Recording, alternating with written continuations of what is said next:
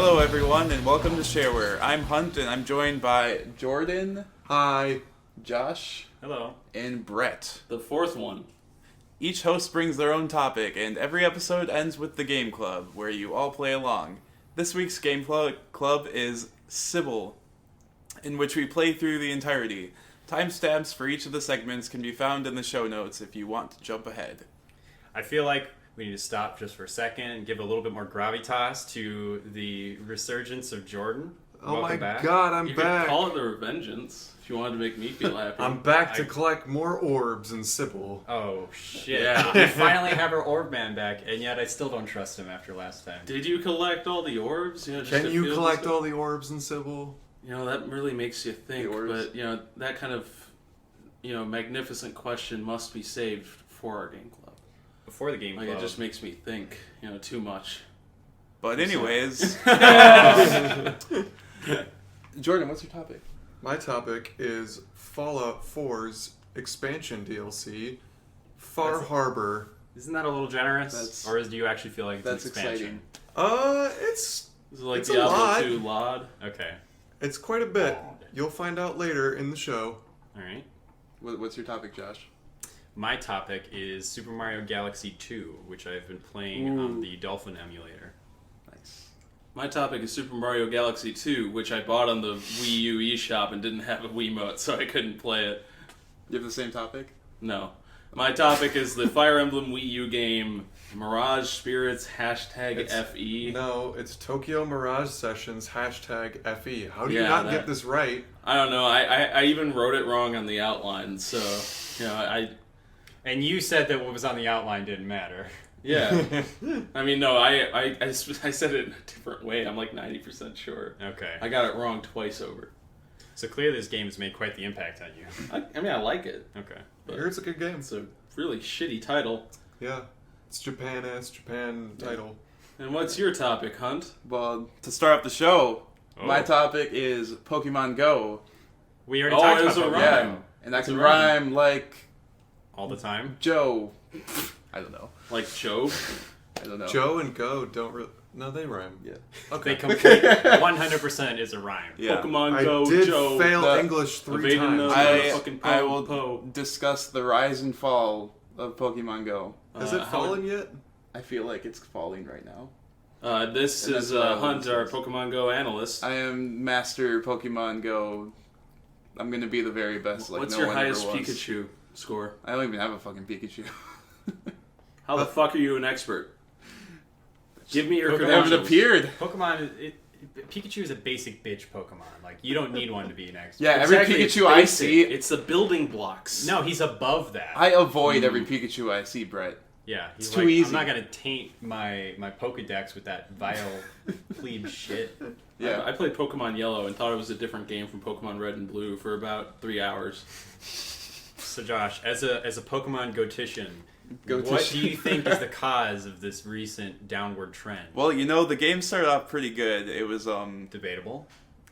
I mean, it came out and a lot of people liked it, and it had a lot more service than probably Niantic thought it would have come out Okay. with. Yeah, because Ingress was not very popular and only managed to get the crazy crowd with their bear Right. traps and all. And when they added Pokemon, everyone went crazy because Pokemon. Pokemon.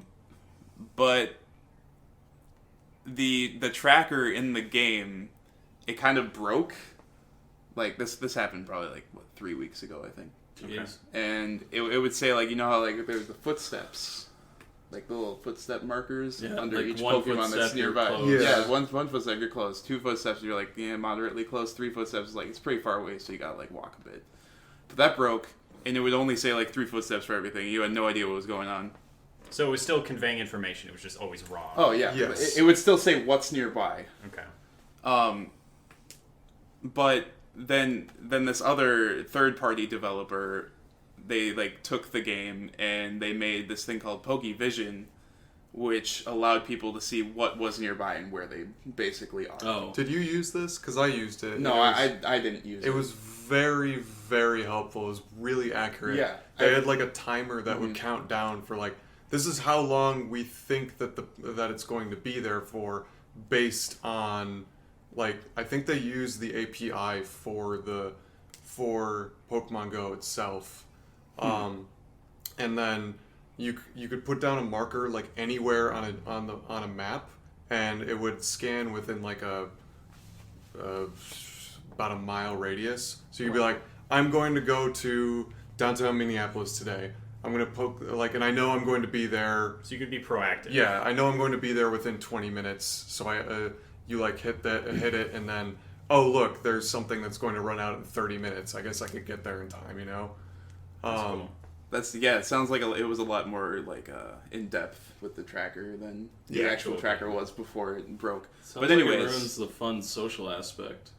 I mean, you still go to those places and you can still hang out with people that are there. Yeah. So. Like, does it tell you what Pokemon is going to be there? Or But it's not completely accurate. It's like it's not 100% accurate, but it was the most accurate thing. Honestly, it was probably as accurate as the tracker was when it first came out. Yeah. No, but does it... Oh, okay, I see. Yeah. So you can't just walk up to people and go, there's a Charizard over here, let's go, folks, and there's nothing there. You can't do that anymore?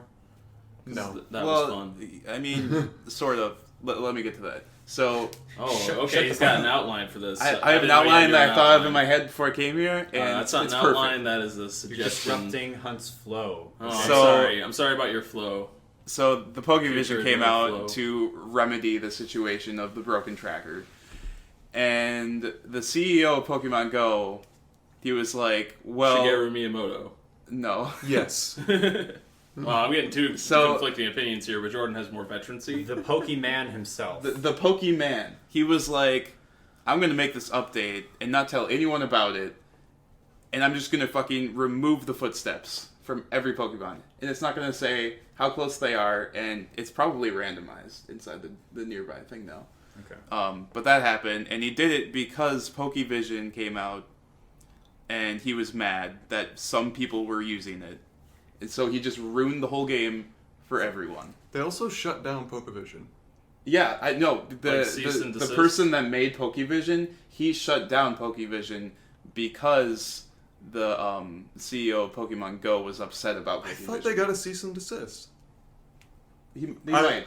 I thought they But did. he- I know other trackers did as well. Yeah.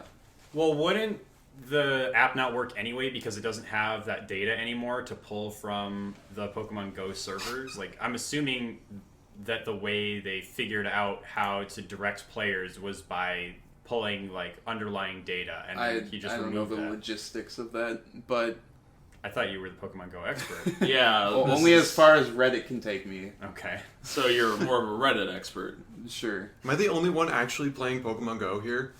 I mean, I play it a bit, like every once in a while. I don't have service on my phone, so everything I talked about luring people to fake Charizards was a complete fabrication based you But- bastard. I like fun games, so So- I've been playing games other than Pokemon Go. Oh, you don't like toss the paper into the can? No. What was I saying though? Yeah, see, how's that outline in your head going? So the tracker Oh, shit. got deleted essentially, and now it's unusable. And recently they just made this update where they didn't even put it on the update notes, like in the Play Store. This update was, it increased the amount of time that a scan happened in the game for Pokemon around you. Apparently it doesn't affect the game very much, but it's kind of just like, why would you put that in the game? Just waste more player time. It just makes it harder to play the game. And they made it harder to catch just regular Pokemon. Yeah. I was worried about that power creep. So I've been playing Pokemon Go while I've been staying here in Minnesota, and every so often when I go out and walk around, I'll take out the app and I'll go and try to catch Pokemon. And I normally haven't had any problem catching Pokemon in the game. I've been very lucky that I've been be able to catch Pokemon usually on my first or second throw. Right. And since this So update, you're a pro, essentially. yeah, I'm a pro. I mean, based on luck. That's you usually know. how it would work before all these stupid updates. Low-level Pokemon, below 100, you should be able to, before the update, you should be able to get one or One two Pokeball. Yeah. Usually. And I, the other day, I tried to catch a Pokemon that was level 15 or something, and it took me 5 balls like Yeah, 5 it's Pokeballs to catch. Just Well, ridiculous. no, Yeah. that's actually a great gameplay element because for only 5 Pokebucks, you can get a Master Ball. They don't sell Master Balls yet, I don't think. Yeah, I don't think you can get them yet. No. Really? Yeah. Do they drop, or are they just not even in the game? I don't think they're Come in on, the I haven't CEO heard Pokemon anything Go. about it yet. Weird. Yeah. Pokemon Go being unfinished? Yeah. Pokemon Go It's is it's made of almost like AIDS, actually. when they released it in Australia, I feel like they didn't intentionally do that. It was like leaked, and then they were just like, "Yeah, it's released, guys. It's ready." But So you've been playing a significantly less of the game since these changes? but I've been watching the community on Reddit talk about what's happening. So It's there are a few articles out there, I think Kotaku has quite a few, about the what's happening in the community, and I highly recommend reading them because they're good reads. Mhm. Yeah. People just getting stabbed over Charizards, Yeah. doing lines so they can get the energy required to get a Blastoise. yeah, it all kind of just boils down to the fact that Niantic has terrible communication with their users. They don't really say what they're doing, and they never take feedback. Yeah, that kind of seems... Oh, sorry, go ahead. I was going to say, I wonder if that's just because they've never had experience with a game this big before, but I don't They know. don't know how to I manage heard it. they did this with Ingress too. They just Oh, destroyed Ingress. okay. It seems like that, like, when you touched on the communication element, is kind of, like, the biggest crux of the issue to me, because, like, I respect them having, like, a vision for what they want, like, not drop rates, but, like, capture rates and that kind of thing to be, and, like, they have an idea of how they want to allocate rarity and that kind of thing, how difficult they want the game to be. Right. But for them to, like, stealthily put patches in and just not give any information about it almost comes across as them, like, subtly giving the middle finger to the player base. Like, Yeah. if It'd you're be good gonna if it was more fun, like if they added more fun features, just like as a surprise, Yeah, like who can find it first? Who can be the true Pokemon Yeah. master? but you never surprise your audience with a bad surprise. Yeah, then it's just kind of like, I got you a present. It's a box filled with my own shit. Yeah, that's essentially what they've been doing this Now past eat week. it. Eat it, Hunt. What do you No. guys think would be like a good middle ground for this kind of stuff? Like, clearly Niantic thinks that the, what was it called again? The third-party app, Pokemon Tracker. Pokemon Pokevision? Pokevision. Yeah. Clearly, they think Pokevision is like a step too far in terms of like making everything accessible and clear. Right. But like, what do you think You'll- would be a good middle ground in terms of information? and Instead ease? of like, it would have been okay if they just like called up like Pokevision, been like, "Hey, can you turn off your game because we're gonna fix the problem in our own game." Mhm. But no, they were just like, "I'm gonna be a fucking bitch and tell you to turn off your game and then completely get rid of the problem." I actually have an announcement to make. We are currently sponsored by the CEO of Pokemon Go. Miyamoto sponsored us? Yes. So, you know, Satoru Iwata, of course. The ghost of co-sponsor. Satoru Iwata? Yes, yes. Yeah. He's really bitter in his young age as a spiritual being. Yeah, he's just like, I'm going to pick Shareware in the podcast. right. And listen, these guys know what they're doing. This Yeah. is the medium by which I can spread my message across the world. Medium. Like a spirit medium. Yeah, we should talk to him and tell him to fix the Called game. double entendre. Yeah. Yeah. Fuck yeah. But, That was good. you know, if they would just fix the problem, bring back the tracker, and I don't know, make it less hard to catch Pokemon, I feel like the game would. I'd play the game more. More people would play. The Yeah, game. I don't know. It kind of reminds me of what happened with the World of Warcraft server that was shut down.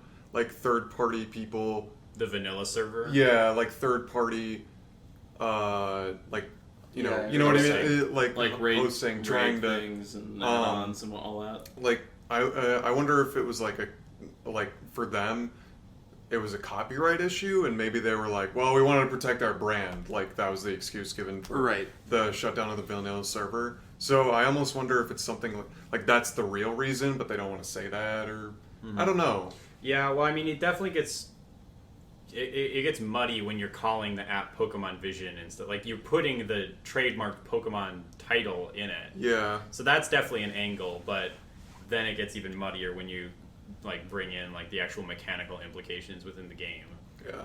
I think I think there's a lot more things that they need to work on besides the like nearby feature. Yeah. I think that's fine. The way that I play the game is like I usually go downtown in my like city, and The city you own and run. yeah, the city I own and run, and there's a lot of people down there like playing You're Pokemon slaves. Go, and I say, I'm like, Give me all hey, your Pokemon. fucker, where the fuck is that Magnemite? And he's like, sir, it is over Why there. are you talking to me like that? I don't know you. You're being extremely rude. He owns the damn city. What the fuck are they gonna do? Yeah, Yeah. but he's like a... He's a despot. He's got a figurehead, though. Like, nobody knows Jordan's actually the mastermind behind it all. So Well- he doesn't have the rep. Is his figurehead Hunt? Yes. No, but like, they want it to be really social, I imagine, and That's why the game I has know. become a phenomenon. Yeah, that's like it's one of the best experiences as I've had playing a game like all year is going and playing Pokemon Go and talking with random strangers. Especially on your phone, right? Like Yeah. this is like probably the most popular mobile game of all time. besides Angry Birds. Like, the thing I had fun with was getting drunk and then talking to people playing Pokemon Go, but you're not playing it. And you're just like, hey, bro, how you doing? You having a good time? Ha, yeah, me too. I'm drunk as shit. Ha, see ya. And they're just like, is that a new Pokemon? Brett is like the real world equivalent of the pervy old man that peers into the gym and remarks about how cute the young girls are. Yeah. Like, He's there to add an element of humor. You and are levity. Master Roshi. pretty much. Yes. Like, you remember when we were getting that pizza and we were, again, drunk as shit, and those two, like, Japanese dudes come out holding a pizza. I'm like, have a good time with that pizza, guys. And they gave me, like, the saddest look. Like, I just disappointed somebody very dear to me. But it's just these two Japanese guys holding a pizza. And I was like, bye. And then we got our own pizza, and we all had a sense of fulfillment after that human interaction. yeah, it was so good. You know, we really touched people deeply. I think we went for a walk again after that. That was a good night. That's because I don't remember it. Well, that was Pokemon Go. Yeah. Yeah. Do you have any other thoughts on the matter? If you have to think about it, you don't have thoughts. I mean, let's just say all their ratings on the Play Store and wherever the Apple Store. I mean, is I'm called, sure they're tanking. They're tanking. Because I'm people curious. I'm throw gonna go a look fit. that up right now. And Stay. Last time I saw it was 3.9. I think it was about like 4 point something when the game first came out. But all these recent reviews now are like 1 or 2 stars. It is 2 stars right now. Are you fucking serious? Yeah. That's pretty bad. Yeah. But It is sounds it- like the internet losing its shit again, like it does every other day. Yeah, well, they have good Yeah. reason. They always do. Do they? Like, Sure. I mean, they always think they do. I think they have Yes. good reason. In That's this why it's my case, topic. it seems. Yeah, in this case, it seems like it's actually kind of an egregious misstep on Yeah, the behalf But of it just Niantic. it happens so many times that I can't bring myself to be impressed anymore. Because it'll happen if somebody says that they like, I don't know, don't like a certain pop star who's going through a tough time right now or something Yeah. like that. They'll get hammered. I look at ratings now and I'm just like, oh, nobody's done anything mildly upsetting lately. They must be all right. Yeah, community ratings are one of the least useful mediums of expressing information on the internet, I would argue. Yeah. Yeah. So basically, I'm the new Pokemon Go expert, motherfucker. Yeah, you should apply it in Niantic. Yep, I'm gonna be like, hello, Pokemon CEO. He has made many mistakes. I come in, I fix your mistake. I made Sochi, the Olympics, from that one year. I make a joke. Oh yes, it's funny. Please laugh. Everybody laugh. Let's go. Laugh now. Josh is not laughing. He's not laughing. So, Jordan, Yeah, what's your topic, Jordan? how have you been enjoying Fallout 4 Far Harbor? Fallout Far Harbor. A lot more Fallout than Farber. Harbor. I've been enjoying it a lot more than the main game. I think I was really, really burned by Fallout 4. I was like, man, This is not what I wanted. It was So like- I'm gonna championing it last time. You said you were going to play it again. I was really burned, so I spent $60 to double the content. I spent $30 because I paid for the season pass early. Okay, before they did that Yes. weird repricing thing. What about So- for the second season pass that they're going to release in a few months? I will buy the shit out of that if it is not, if it is story content and not crafting mods. Oh, I mean, God. crafting. Yeah. So Far Harbor is their expansion. I think it's their biggest story expansion that they've done for a Bethesda game. That's pretty impressive because Shivering Yeah. Isles was massive. Shivering They say- Isles was good. Well, they say Yeah, it's the best part of Oblivion outside of the Dark Brotherhood questline. Yeah. they said it's the biggest like landmass in a Bethesda game, which is it's pretty big. It's in like Far Harbor itself? yeah, Far Harbor is like well the island Yeah. because Yeah. Far Harbor is just a town. Anyway, But like you're saying that the content of this new DLC is bigger than any Bethesda game? No, any Bethesda any DLC. Bethesda Oh, DLC. DLC, okay. Yeah. Which makes sense because like even Shivering Isles wasn't that big of a place. Like you could walk across it in like 15 Yeah. minutes, but it was just very densely packed with content. Badass. Yes, and very badass. So like this DLC starts out like you're given a radio signal to go find As they all do. to go up north of the Commonwealth and go talk to this guy that Valentine knows about. He has a missing daughter, and he's like, "Go find my daughter. I don't know where she's at." Are you Liam Neeson? Yeah, you're Liam Neeson. Nick Valentine actually gets a Liam Neeson voice for the entire DLC. That would actually be disappointing because his voice actor in the Yeah. main game is actually really good. Nick Valentine, it's like centered around like him. Well, he has a lot of like dialogue in it, but you don't have to bring him, which is weird. Huh. Just bring your fucking robot butler. Yeah, to you can solve bring this hard-boiled Codsworth with detective. you, or you can bring like anybody else, and he's like, "This is my," he's like, "This is my job. I'll help you out, dude. Like we know each other from an old job, but fuck it, I gotta go hang out by the Red Rocket truck stop. I'm gonna go investigate this flask of whiskey. I'm a robot man." Tastes good. So Far Harbor, when you eventually get there, it's like a town. It's like Point Lookout meets the Sierra Madre. Oh my god. Yeah. That's quite possibly the most artistic way to make me instantly recoil at a DLC. It's only Holy that shit. like the Sierra Madre in New Vegas was full of like poison gas. This is just full of radiation. Okay, but but it more look- the Point Lookout, because Point Lookout was a living hell. Yeah, well, it looks like Point Lookout because it's a Okay. swamp. It's in Okay. Maine. That's a lot more acceptable. I thought you were going to say Sierra Madre was a living hell because that was a very That was very controversial. irritating. I love that was I love it, too. maybe my favorite expansion in New Vegas, but it was extremely controversial, and I understand why so many people Oh, were yeah. moved by it. I really liked the dialogue, but Yeah. the actual like all the running writing around. in those I liked- DLCs were perfect. I liked the like dismemberment component of fighting the enemies. I thought like the stealth elements were fun. I really liked that place, but it was definitely like a very like, there were some trial and error components now and again, and it was also slow paced. It seems like your perception of Dead Money the first time you play through it seems to be like, how is your character made? You know, like, do they have the light step perk, more or less? Fuck Is the that- light step perk. It's a waste of a perk. Not in Dead Money. No, in Dead it Money, is. It's actually useful. Not if you're careful. Just Yeah, get good. exactly. Exactly. You don't have to be careful if you have light step, which makes Dead Money a lot more palatable to walk through for most people.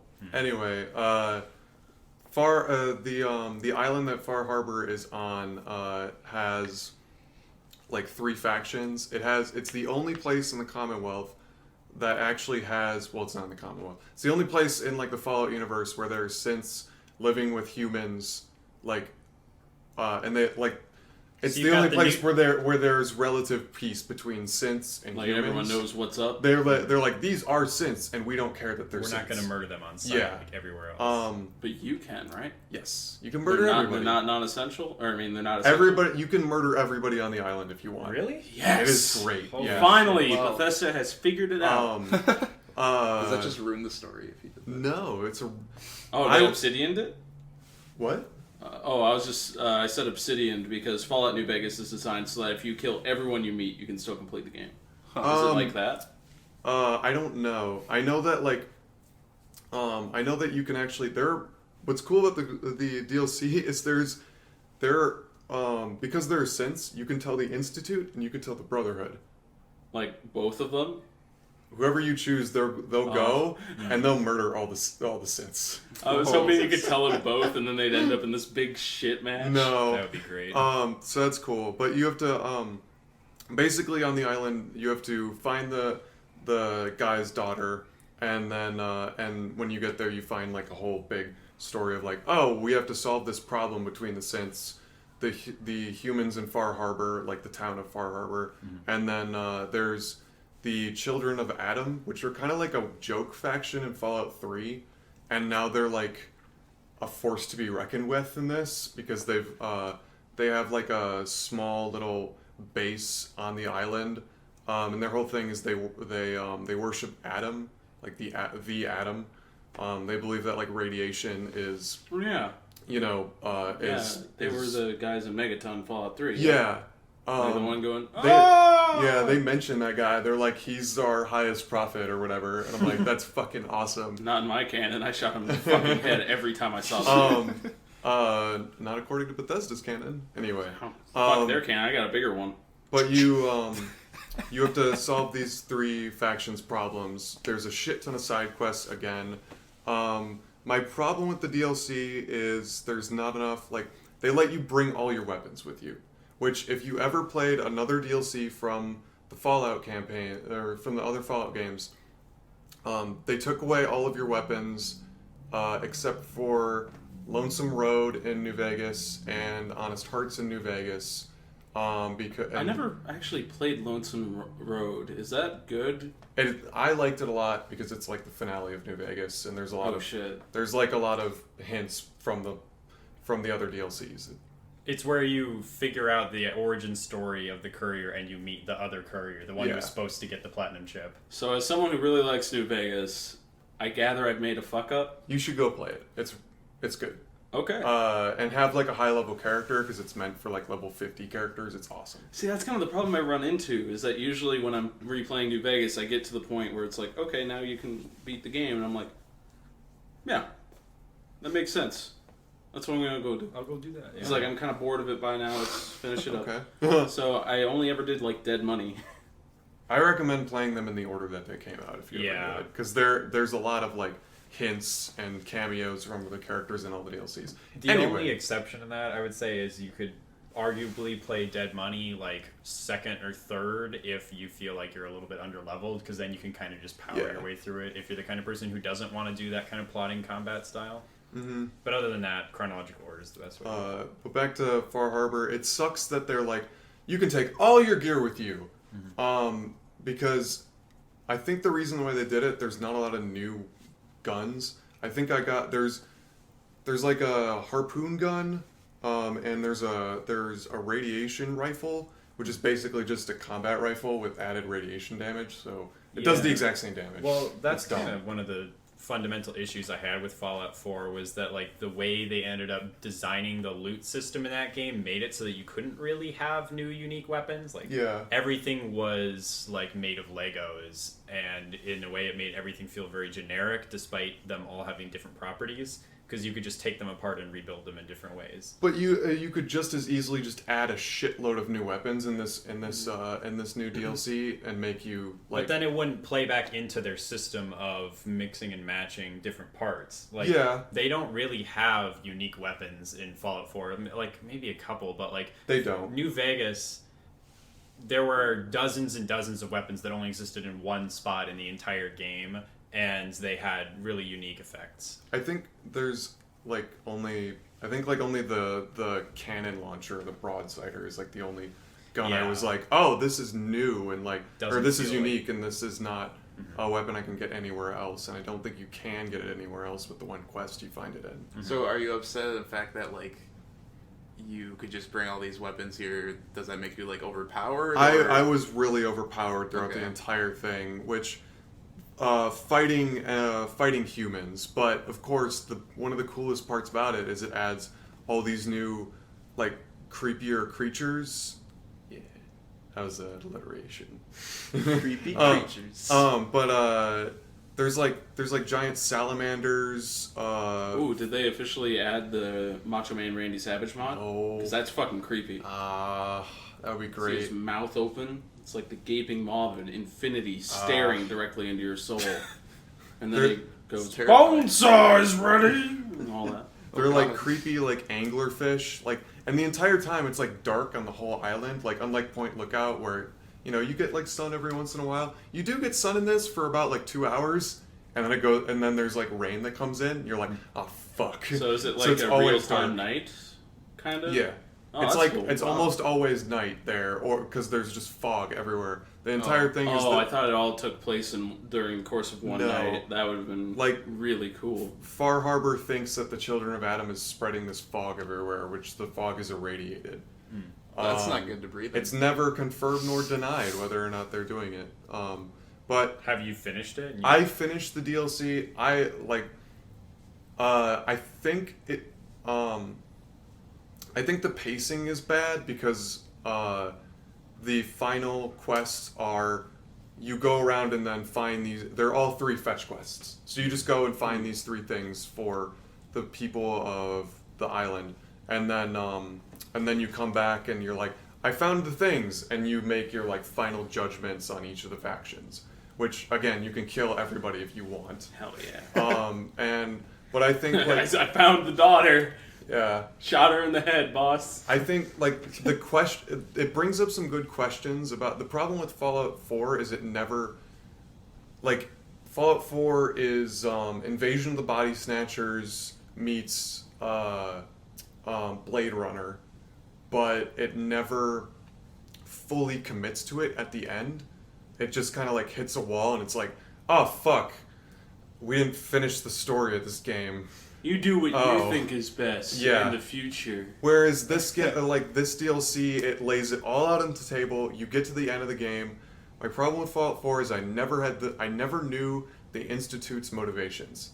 Anybody who could tell me the Institute's motivations, write into the podcast at sharewarepodcast at gmail.com because I seriously have no idea what their motivations are. I never met the Institute when I've I played. scoured the fucking wiki. The wiki? The wiki. Sorry. Wiki! The Waikai. But I knew everybody's motivations in Far Harbor. I knew what everybody wanted.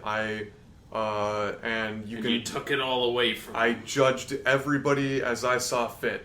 I was like, you fuckers are all gonna pay, but not you guys over here. So you only killed half the people. Yeah. I don't know, maybe. I can see Jordan just having like a note and like doing the math. Like half the people, no, only 45%. I'm not a monster. I can't kill my vendors because I gotta sell shit to them. Duh. I'm just That's a good picturing point. him with like a naughty and nice list, and he's just like running down head by head and making check marks Yeah. and crosses. Going through people. I see you're not buying this like item for shoots. very much. Would you like to reconsider that, sir? Like chimneys, he's falling through the chimneys, big red Yes, hat. Yeah. coming down and murdering people in the middle of the night with a sack full of presents, just bashing them over the head. Yeah. Yeah. Definitely bring, in closing thoughts, definitely bring Nick Valentine because his interactions in the DLC, he's the only companion who has interactions in the DLC with the NPCs. Yeah, that seems like a no-brainer. Like, Yeah. not only just because like Nick Valentine is one of the core characters, but also Nick Valentine is, for my money, by far the best companion. Which is like most interesting story, Yeah. most fun banter, just best to have around. They added a new companion in the DLC. He's old Longfellow. He's like an old man who knows the island really well, and he'll comment on stuff in the DLC as well. Okay. But Like, I'm old. I got him. I He's did also his long. quest, and then I was like, all right, bye. Go to your house. Yeah. I'm not going to talk to you again. You're real nice, but you're not a cyber noir detective, Yeah. so see ya. Because his like interactions with the synths is really cool, and I really liked the story with the girl is like, I was like, oh, this is Bethesda's attempt at a at an indie game story. It's not bad. Cool. Yeah. So, do you feel like it was what percentage? I guess it's kind of convoluted to hash it out now that they've muddied up the water so much with the season pass. But like, is this like a quarter of the season pass content, or where do you think you would put it? Well, the sad thing about the season pass is this is $25 standalone. I got the season pass for $30. Okay. And all the other season passes content, Automatron and the Vault, the one where you can make vaults, those two have story as well. Automatron is very minimal. I haven't gotten to the Vault stuff yet, but that's still, both of those DLCs are still concentrated on building things. Okay. They don't add much to like the lore of the entirety of Fallout. So for my money, if you just want story DLC, go buy this content. So you think this is worth $25? I think it's worth $25 if you're a diehard Fallout fan. If you're somebody who thought the original game was worth $60, yes, you'll think this is worth $25. Yeah, and you'll get a lot out of it. I played it for about a week and a half, on and off again while working. I would say I put around 30 hours into it. Wow. Which is that's worth $25. Yeah, and I did every quest. I found $1 every an hour. location. That's Cool. yeah. Hopefully they have one more DLC coming out. Hopefully it's not fucking more Nuka World. Hopefully it's more story shit.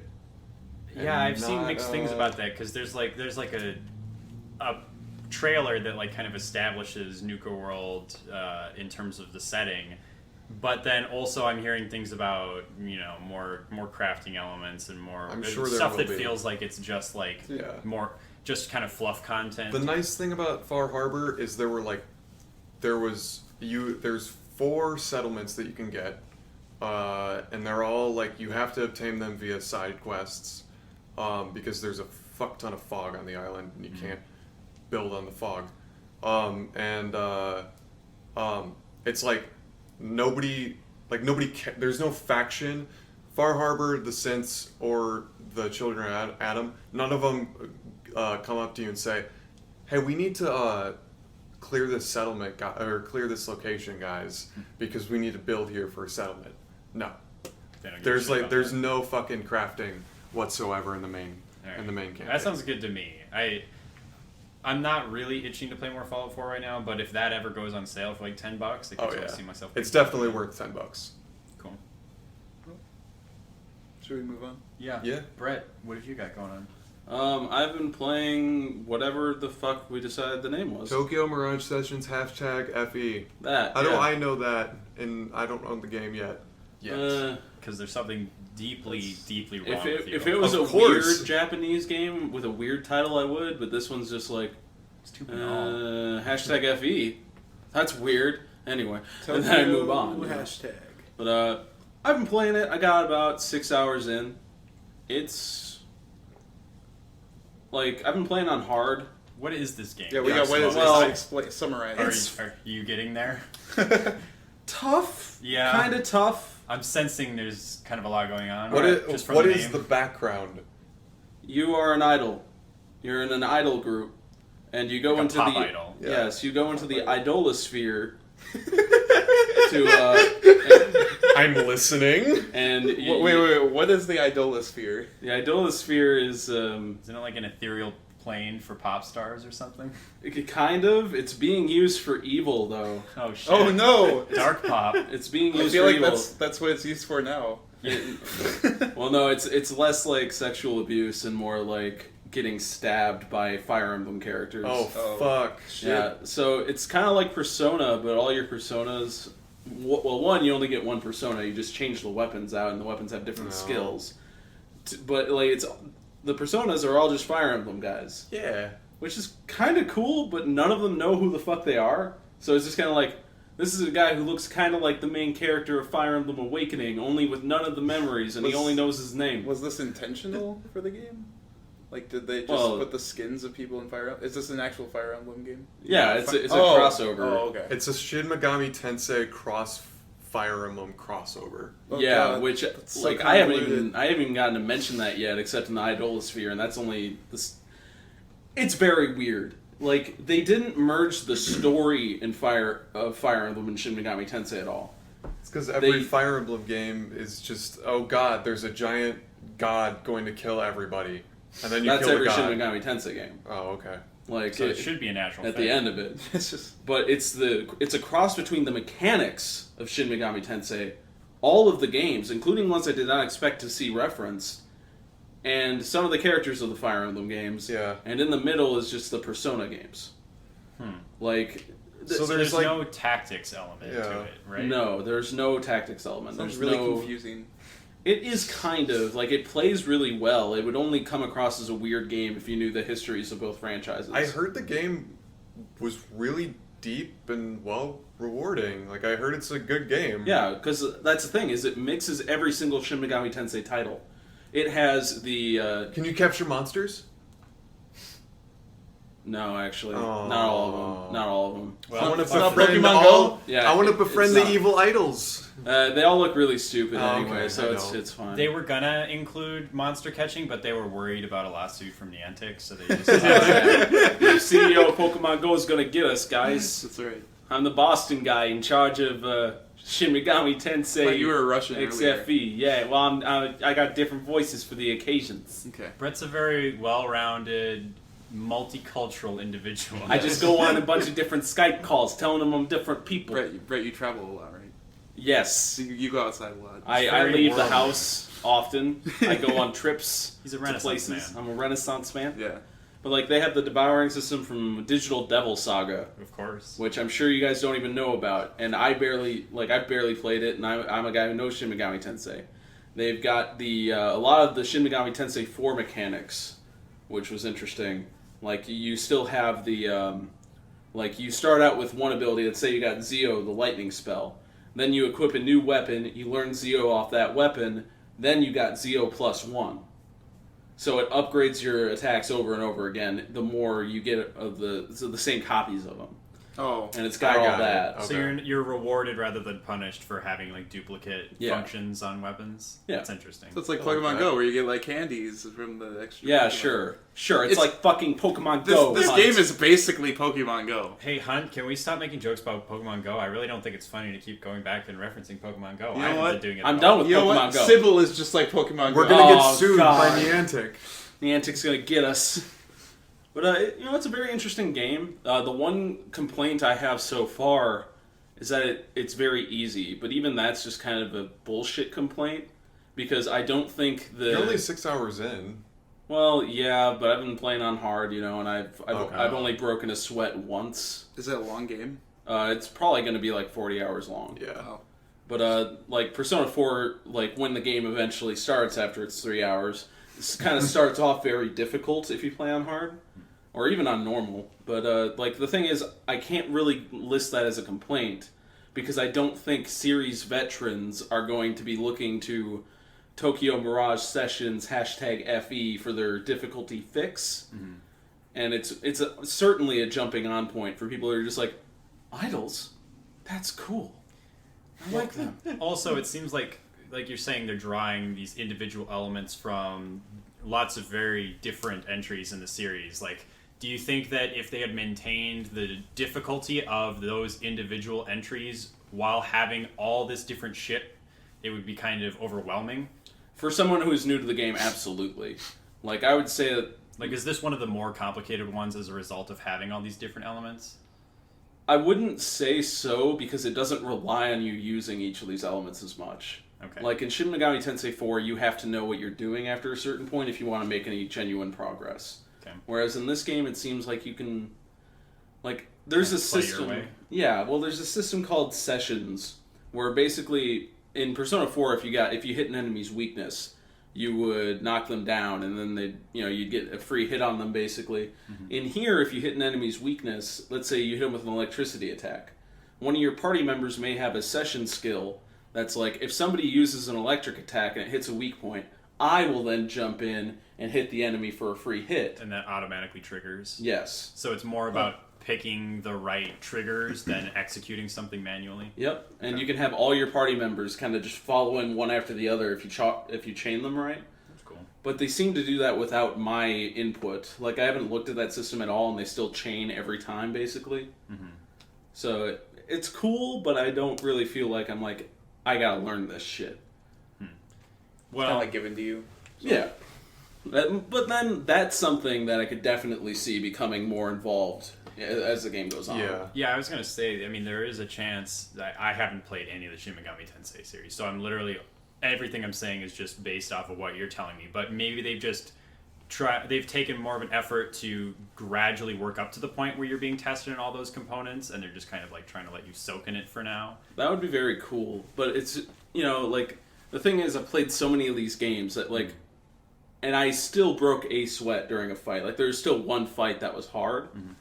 And so I'm wondering if maybe I've played 8 of the games, maybe it's just not challenging to me anymore. Okay. Like, it could very well be challenging to someone who hasn't played them. Simply because, it's kind of a hard system to wrap your head around at first. Alright.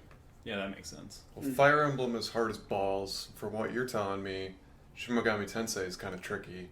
Oh, Shin Megami Tensei is very, very difficult. So I'm nervous. This is a Wii U game, right? It is a Wii U game. Wii U Wii U exclusive.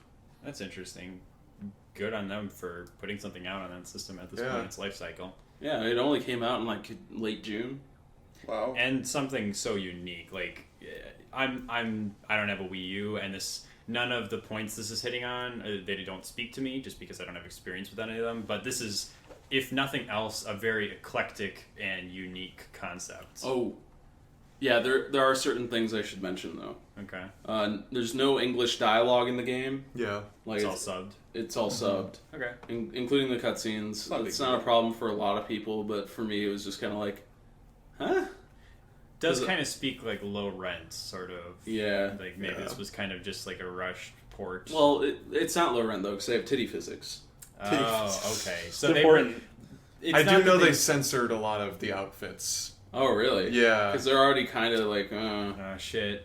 Ethics and localization. And of course, they up the age of certain characters and stuff like that. So I'm actually 18 years old. We should really make the romantic interest 16 instead of 13. What does upping the age mean? Does that mean like making them taller, or they just say they're older. They just say they're older. Yeah. the legal age is 13 in Tokyo and Japan. In Tokyo. In Tokyo specifically. Tokyo played is like like a- Hong Kong. We played enough what Jet Set sex? Radio to know anything that happens in Yeah. The Tokyo. legal age of It's sex all in Tokyo game. is- The Yeah. legal age Coming of to you with consent helicopters. is 13 in Japan. Holy shit! So It's different no for each idea. prefecture, though. Yeah, it is different. Like, they raise it in basically each prefecture, I think. Yeah. What's a prefecture? It's like, kind of like a state. hmm Okay. I But had no idea. that's like it's like standard. I think the general age of consent is somewhere around 16 there.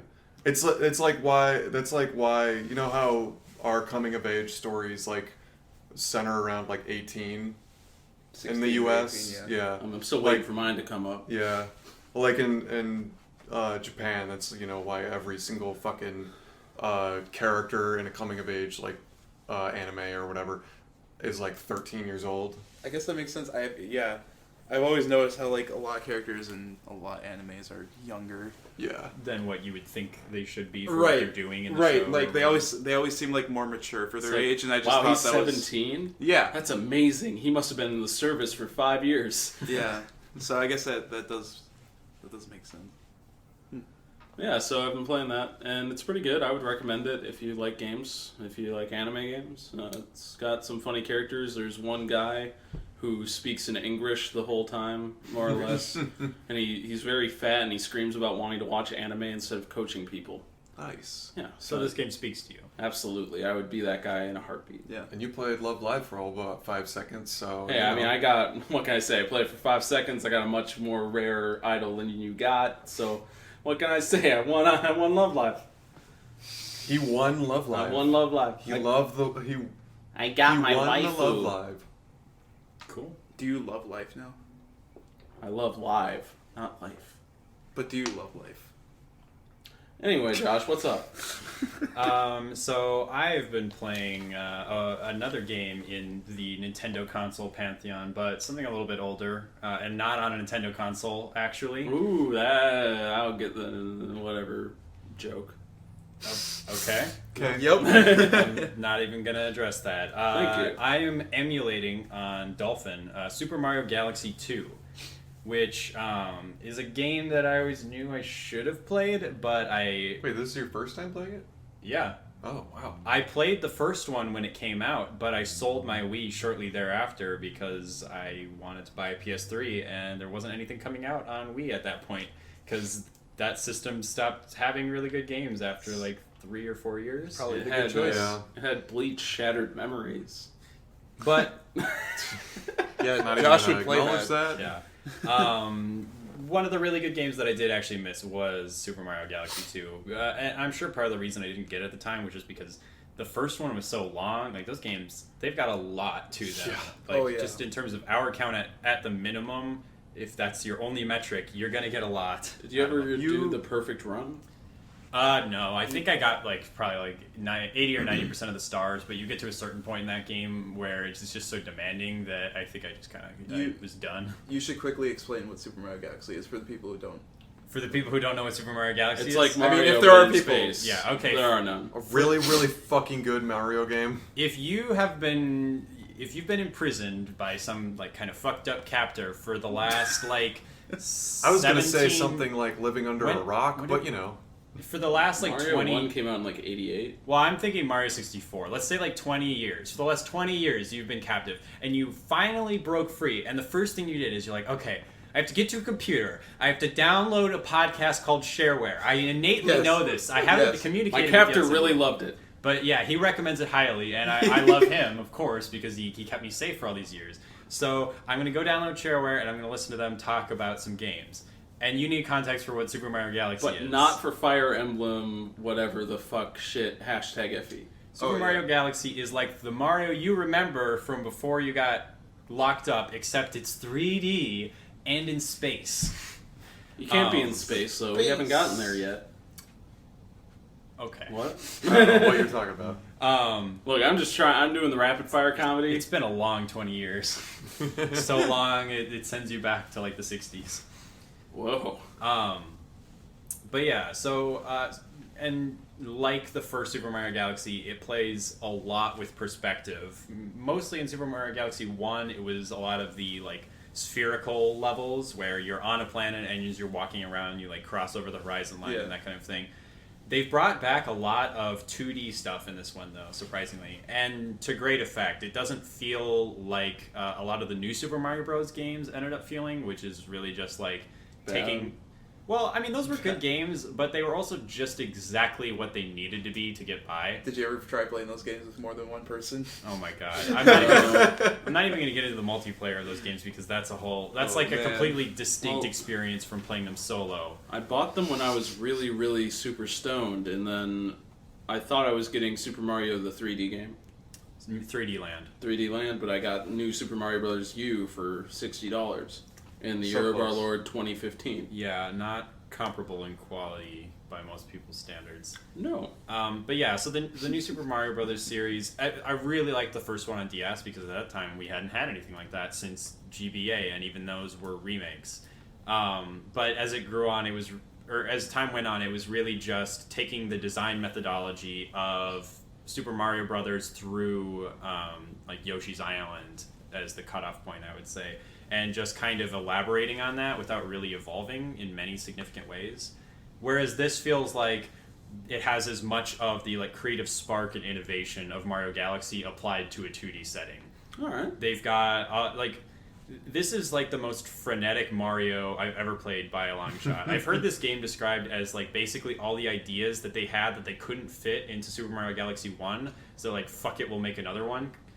That seems pretty accurate to me so far because basically, as opposed to like Super Mario 64, where you had like 5 stars per stage, and you'd probably spend like a couple hours in every stage ultimately. Mm-hmm. In this one, all the stages are probably like 20 to 30 minutes long, and they will have 1 or maybe 2 stars in them. You're not really replaying stages a lot, which on one hand is like, okay, I kind of like building up a familiarity. There's a lot of stages, though. Yeah, that's what I'm getting to, is instead of like drilling deep down into an environment and really kind of stewing on it, this game picks up and throws away ideas just like constantly. There's never... I'm kind of down with that. It's Yeah. a little punky. Yeah. It's like director's cut of the first Super Mario Bros. Yeah, it's Super Mario movie, right? Galaxy. Yeah, and like the Mario series has always done a really good job of like gradually elaborating on a concept.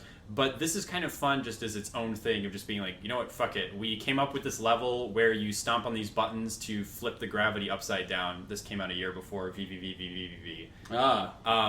I kind of... Came out a few Did you months, get actually. the exact number of V's in there? Like, did you know that, or did you just kind of wing it? I actually think I did one more. VVVVVV. You think it's Okay. 6 V's. VVV. But I don't remember. Regardless. I was just curious. So one of the levels is that concept, and I have not seen that in the like 6 hours again of playing. Then You will. Okay, Dun, I've dun, heard they oh, do man. come back to some of the old concepts, but they change things so significantly that it doesn't even really feel like they're retreading. Like there's been that there was one underwater level where I was just like catching underwater currents, and it was not nearly as frustrating as the traditional open or polygonal Mario game water levels, because those are always like really awkward and plotting as you're like trying to steer yourself and thrust. Yeah, in this I was that just, one was better than the Mario 64 ones. yeah, the 2D ones were floaty, but they at least had like a sense of momentum to them. In Mario 64, I always felt like it was really just awkward to aim yourself properly when you were swimming, as you had to like go through rings and stuff. I had problems with underwater monsters when I was a kid, and doing that stage where the thing goes around and having those shitty controls. The eels. It gave me like palpitations. Yeah. It scared the A lot of fucking shit out of people me. say that that's like where their fear of water or something God. come from. Yeah, I've definitely... Actually, the one game that really freaked me the fuck out in regards to underwater stuff was, for some reason, Far Cry 3. Yeah? I cannot fucking hunt sharks in that game. Oh, really? It legitimately, like, makes me deeply uncomfortable. It's something about, like, the water... like the visual and audio effects of being underwater in that game. It's so murky and it has such an eerie sound to it. You just have like such short sight lines that you really can't see sharks until they're literally in biting distance. Oh my god. And it just freaks me the fuck out. And I normally don't have that problem, but I don't know. They nail it just right to where I am legitimately terrified. I had a quest where I had to get like X shark skins to do something and move on. And I fucking couldn't do it, so I got a boat and I drove out to this rock way out in the middle of the ocean, and I just stood on the rock and threw spears into the water because I couldn't bear to go actually into the water and fight the sharks, or I would just freak the fuck out. There's like a part in Soma that freaked me the fuck out with water in regards to water and Amnesia, Yeah, Oh, I do Amnesia. remember I know Amnesia. exactly Yeah. what you're talking about, Amnesia. where What's I was up, like, dude? I cannot. I hate water now. So back to Super Mario Galaxy. Was there like a overarching story to So it? there is. I mean, It's Mario. It's get the princess and stuff, but it feels even less. Did it have that one character like before the Rosalina? Rosalina character? Kind of. Honestly, I don't even. Ro- I've been skipping so much dialogue in this one. Rosalina in this game like appears, I think, if you get every star. Like it's one of those games where they're like, Rosalina was met with so much praise that we're gonna hide her in the back of the game. Yeah, that makes sense. But yeah, I mean, I admittedly have been skipping a lot of dialogue, but even accounting for the things I've skipped, this is definitely the most, I guess, this has a derogatory connotation, but like I would say it's a very soulless game. There's really no bells and whistles on it. It's really just here's the content, go fucking do it. It opens really well. And I could see that as being detrimental for some people's enjoyment, but I feel like if I had played this at the time, coming right off of Super Mario Galaxy 1, like I think they came out like 1 year apart or maybe 9 months. 2007 was Super Mario Galaxy. 2010 was Super Mario Galaxy 2. Okay, it was a little while after, but I am an insane person. but coming after Holy shit. coming That's after a good trick. coming after Mario Galaxy 1, this would have been exactly what I wanted. It's just like no bullshit, let's just fucking get to it. So it's kind of like a nice Nintendo game that you can just pick up whenever, like Super Smash Bros. Kind of. Yeah, it's really Well, except it's nice and good. yeah, exactly. Smash Bros. Is a good game. I Oh, is will it? get into a fight with you Interesting. about this. You'll get into Brad. a brawl. Yeah. I'll get into it melee. for Fluffle, which people literally thought the game would be. I wish. Because people like that's how stupid the fucking series is. Yeah. It was good in Melee. That's End of it. sentence. I We're got gonna nothing stop else. talking about this now. But yeah, this I've actually really been playing it in super bite-sized chunks. Like I'll play like a round of Dota, and then I'll spend 30 minutes on a level and then go back, and it's a really enjoyable way to play it because I get like a really full experience out of each individual level. They introduce one concept and it kind of feels like it reaches the natural conclusion. So it almost feels like Nintendo had like 80 different platformers they wanted to make, but they wanted each one to be 30 minutes long, and they just like strung them together and put Mario on the cover. I'm interested to see what you think when you get to, because have you gotten to the comet stuff yet? No, I haven't. That system has I'm interested to see what you think when you, first of all, when you get to the comets, because comet levels are really fucking hard, and second of all, when you get to like the final like 2 worlds, because those will beat your ass into the ground. Those games get really hard at the end. Yeah, I do recall it getting pretty brutal. So far, nothing has given me a huge run for my money. There have been a few moments where like getting a 2nd star on a stage has been tricky, but going like critical path through this is very easy. Overall, it's just like almost like information overload of just like new, like novel, fun concepts, which is kind of all I want right now. But as it gets more difficult, I'm looking forward to that as well. It looks fucking amazing on Dolphin as well, like having it actually be in 1080p. I'm getting 60 FPS all the time, except for there's this weird problem with one stage where you get this rock. They've got all the different costumes that give you different effects, like the fire flower. There's one where you get a rock and you roll up into a boulder and then just like roll forward, like kind of like Sonic almost.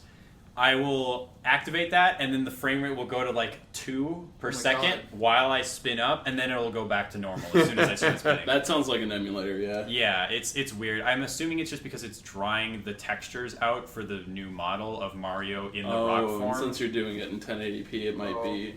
Yeah, I don't know the logistics of it. I'm not a super technically minded person, but all I know is the experience has been really good with the exception of that.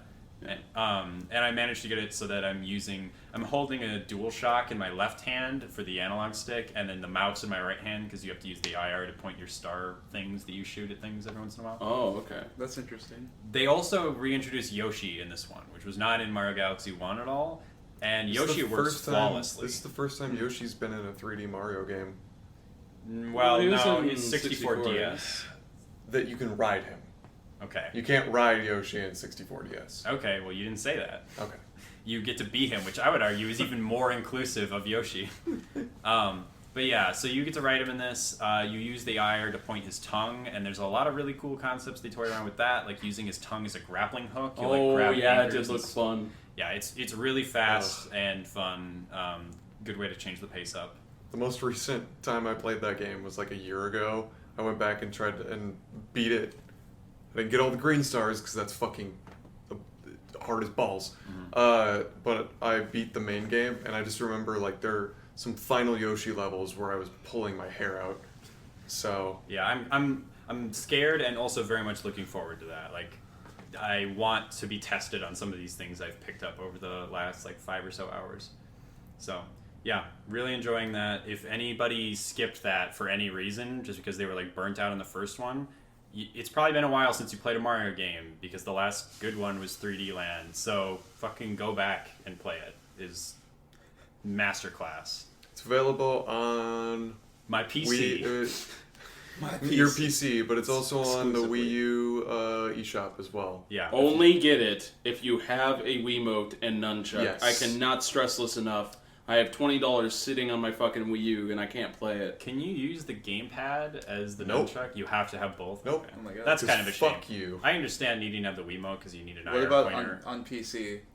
The mouse is emulating the pointer, and then there was one section, so far only one section, where I had to use the tilt, like the actual gyroscope in the mouse, or in the Wiimote. So I bound that to the right analog stick of my controller, because you literally only use it so far during this level where you're riding this obnoxious bird that goes every time you accelerate. Which That you sounds do fun. You do a lot because it's a race, so you're going to be accelerating. Yeah, so but it was a fun level. But yeah, you use the tilt to like flight control, like steer up, steer down, kind of joystick like. So I put it on the right analog stick because I don't ever need to use anything else with it so far. And then there's a function. This is actually really handy and clever of the people who made the Dolphin emulator, but they just assigned a button to shake. Yeah. Because so many games don't actually care about what you do when you move the controller so much as you moving it quickly. So when I middle click, it just tells the controller that it's been shook a lot. Oh my god. Which is what you need to do for the spin move. So that's elegant. So yeah. Sounds like a pretty cool game. Yeah. Great game. Nice It's nice, topics. really enjoying a Nintendo game for the first time in a while. Because other than Rhythm Heaven Mega Mix, that game. I can't do it. You don't have the beat? Remember I was playing that like a couple years ago with you, Yeah. and that shit just went over my head. It's tricky. And It even helps- though I have rhythm, I just can't Oh, you have do, rhythm do in you? that game. Mhm, yeah. You can't hang with Wisdom Heaven, but you have rhythm? Yeah. That sounds like a I load don't of shit. believe it. It helps being a bassist, so I've got that going for I me. guess, But yeah. Yeah, me too. I played bass for a month. Well, I heard about your experience with Rhythm Heaven on the podcast. Rhythm Hell, as I call it. Rhythm fucking piece of shit. Brett's bad at rhythm. Were you so bad at it that it made you cry? Well, What? I felt like I was am I going to make going somewhere? No, I Am felt like I was supposed going to make a segue, but then I just kind of didn't. So Okay. I said the word cry. Here's the word cry again. Emails. Oh, great. Oh. Who do we have? Greyson? We have an email from Greyson. So we're crying. Really? He asks, "What video game has made you cry?" Oh, Oh, really? This has happened before, but I'm going to have to think about it. Can I go first I then? could think 'Cause I of have a one. couple. Yeah, if you've got something right off the bat. I've got one right off the bat. I'll start off with the strange one first. For some reason, I cried at the end of Okami, which I don't know why. I just remember when I got to the end of that game, I was like, "Why are there tears running down my face?" I'm like, "Is it like, let it like, I didn't love Okami, and I don't have an emotional like connection with it." I didn't get very far into Okami, so I don't know what the ending is. Like, was it an intuitively sad moment, or was it more of just like an abstract sense of like, I finished this? It was like very bittersweet. Okay. Yeah. I feel like bittersweet. From what I remember. Bittersweet is You get usually. neutered. I feel like bittersweet is usually the easier way to make people cry than straight up sad. Yeah. The other games that I've cried at are Mass Effect 3 because I love Mass Effect and blah blah blah. I cried every time I play Gone Home. I've played that game 3 times now, and watched somebody play it once. There's one part in that game that makes me cry every single time. That's actually one of my examples. Oh that, my that God. game I probably love made Gone me Home. cry the most out of any game I had played. There's one other one. I'm a baby. And then I'll go like one more.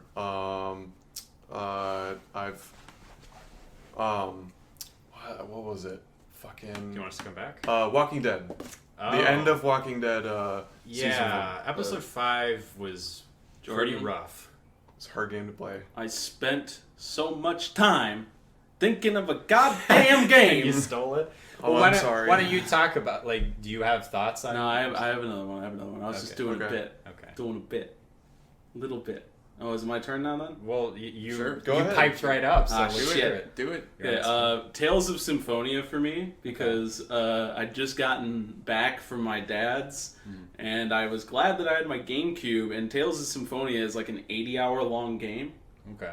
And so I was like, you know, think I stopped 12 years playing old. Yeah, like, well, I was like You'd 12 years still old. be there. I was very sad. I had no friends. And I was just like, all these anime people, they're my friends. And I just like used that as my source of emotional support. And then I beat the game. And you had nothing. And I was just like, oh, all my friends are dead then, You basically. played the sequel? Wow. That's the right response. I find that, like, RPGs, and not necessarily JRPGs, but mostly like linear ones, like not your like Elder Scrolls and that kind of thing, they're a really good way to just kind of bury yourself and like get emotionally attached to something when shit in real life is not going so great. Yeah. So I Yeah. can definitely see that, even though I don't know anything about Tales of Symphonia, but that makes perfect sense to me. Yeah, especially like it's like one of the longest JRPGs there are. Yeah, it's such a Really? commitment, so there's that like real. Well, I mean, deep 80 sense. hours. Yeah. I own it. I wanted to go back and play it, and now I'm It's like, no Dragon Quest fuck. 7. Would you like to go, Yeah, Josh? yes. With your Sure. Yeah, I'm trying to direct shit, you motherfucker. Shut the I fuck directed up. the beginning of the goddamn show. Oh yeah, you were forced to. It was a hazing. Okay. Yeah. He pointed a gun at my head. I had to do it. Yep. The proverbial gun of my discontent. Yeah. Yeah, like you touched on, episode 5 of Walking Dead. I don't know if I actually shed tears, but it definitely was a touching moment. I was probably close. Although I have this really weird... I have a weird issue with Walking Dead Season 1. I love the game. I think it's an Not amazing... enough puzzle elements, and then it ruined fucking Telltale games forever. Anyway, I like shitty, dumb logic puzzles. That don't Fuck actually make you! sense. I want another Sam and Max. No, it was that I don't know if you remember, but that game was pretty fucking buggy when it came out. Yeah. It actually lost my save after Oh episode 4. right, I remember talking about that, and I was just My like, brother "Oh, well, had that that happen sucks to for him. you."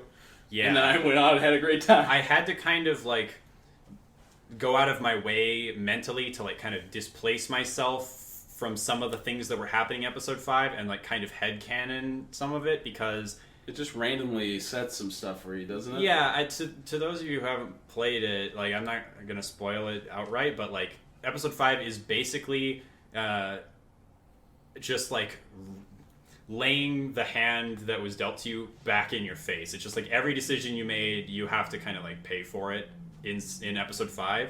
So I made all these decisions about characters that I had grown really attached to, and then I get to this final encounter where it all comes up. It like airs out your dirty laundry, and the guy is just listing shit that I didn't do and like throwing it back in my face is like, you're an awful person. Like, how can you live with this? It's like, because literally none of this is true. It's kind of hard for this to resonate with me when it's like the game's lying to me about the past. But after that part, there's something that that happens that kind of hit me regardless. yeah, So that was me. I still really appreciate episode 5 for what it is. It just kind of had to make some things up in my mind about how it went down.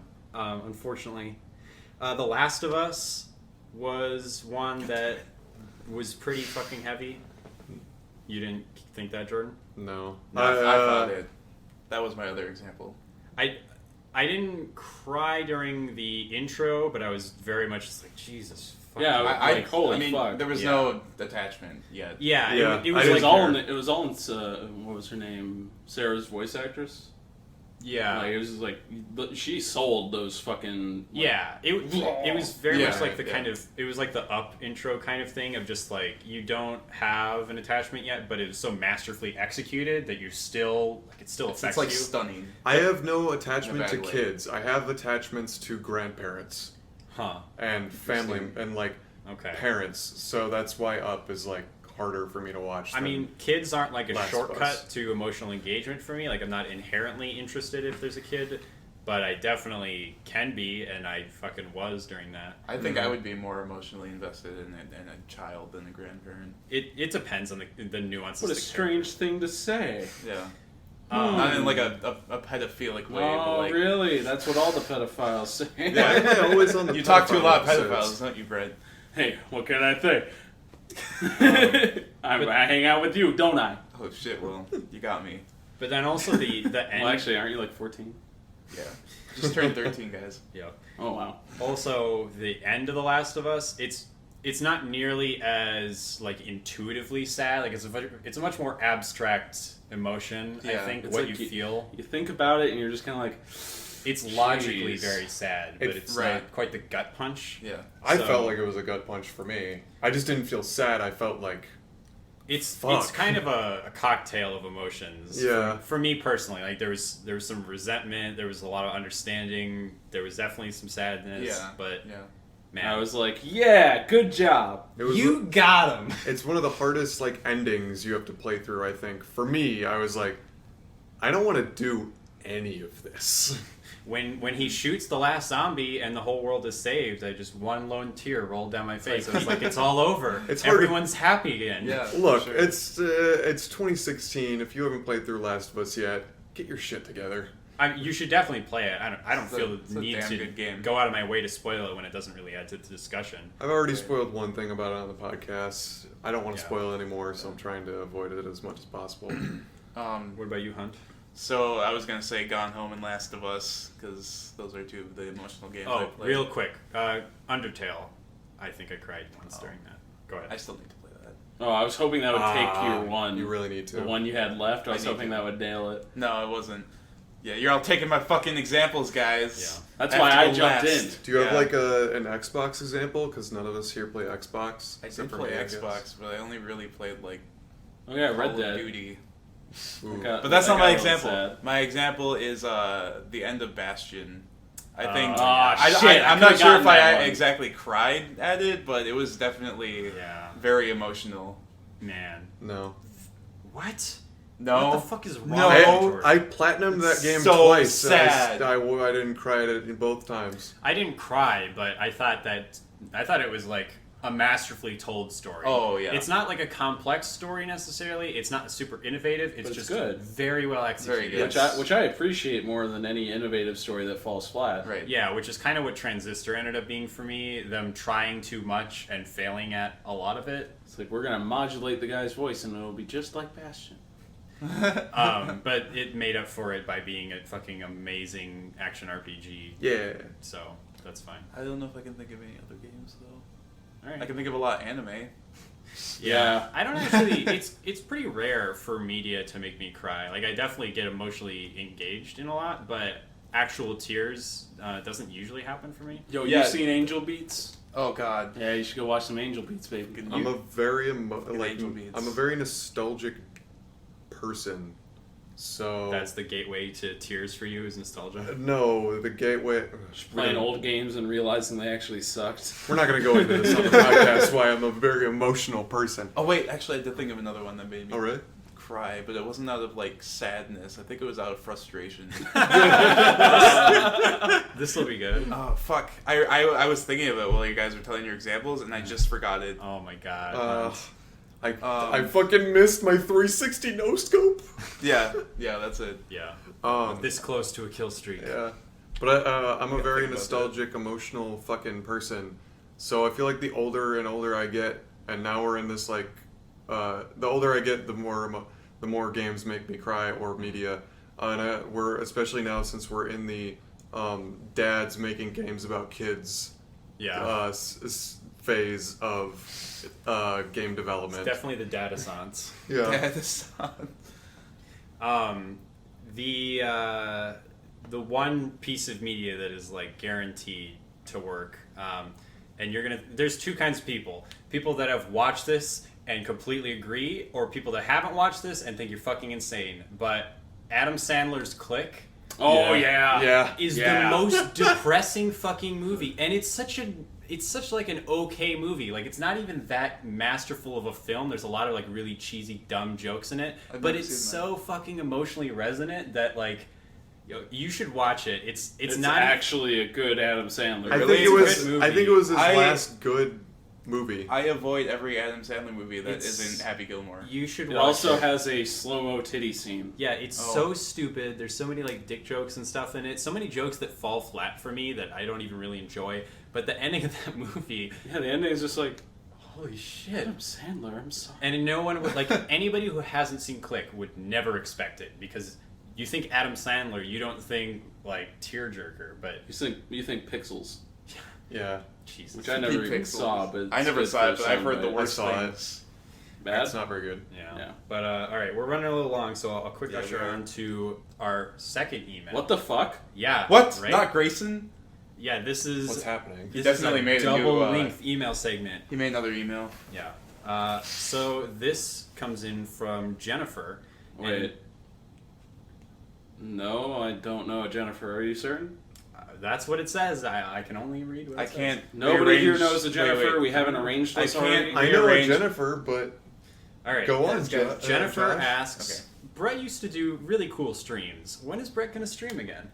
Oh shit, What Oh, the fuck? fuck! Someone actually watched my streams? Brett, bring your fucking streams back. Well, give the people what they want, Are Brett. you I drink- have good news. This is at my house this time, so I'm keeping the mic. Mm-hmm. I have no idea why you think my streams are cool, but there will be more of them, I guess. Thank you. Soon, hopefully. Yeah. Where can they find your streams, Brett? Yeah. Here it is. www.hitbox.tv/clapman with a K. So KLAPMAN. Well, there we go. One of my streams was me putting on 10 YouTube videos really small in the corners, and in the middle there was like a tenth of a visual novel, and then I was also drinking and going, yeah! Very avant-garde. Yeah, if you want that, then you can go to that. Cool. Yeah, and whenever you're doing game streams, I manage the Facebook page for Shareware. I will make posts linking people. How did this person find you in Shareware? Did you tell from one of your streams that you were... I said... I think. I mean, I was definitely egotistic about it for a while, so I probably brought it up in some unrelated context. I see. I did a pretty popular stream of an anime porn game like 3 years ago. It had 100 viewers. And we've done connections between the show and the streams before. Okay. Well, I'm still not convinced this person exists, so write in again. Yeah, keep writing in. Keep writing in. If you haven't written in, you can do so at sharewarepodcast@gmail.com. We'd love to hear your thoughts. Someone liked my streams. Yeah, we'd love to hear what you think about... Who knew the one email would be about Brett? We'd love to hear about... Oh, that's right. I'm the popular He's one. the star of the show. I did it. Your thoughts on the game club, on topics, these fuckers interrupting me constantly when I'm trying to make us move along because we're already at an hour and 20 minutes and we haven't even gotten to the game club. Game club's gonna be short. It's gonna be short. I did it again, didn't I? It's gonna be short, depressing. All right. It's not gonna be short. It's gonna be next. So. Oh, there you go. That's the one thing you can say that's absolutely true. Yes. So all right. We'll be back shortly. We're taking a quick break. Hunt, give us the game club song. It's the game club. Yeah. There we go. It's the game club, yeah.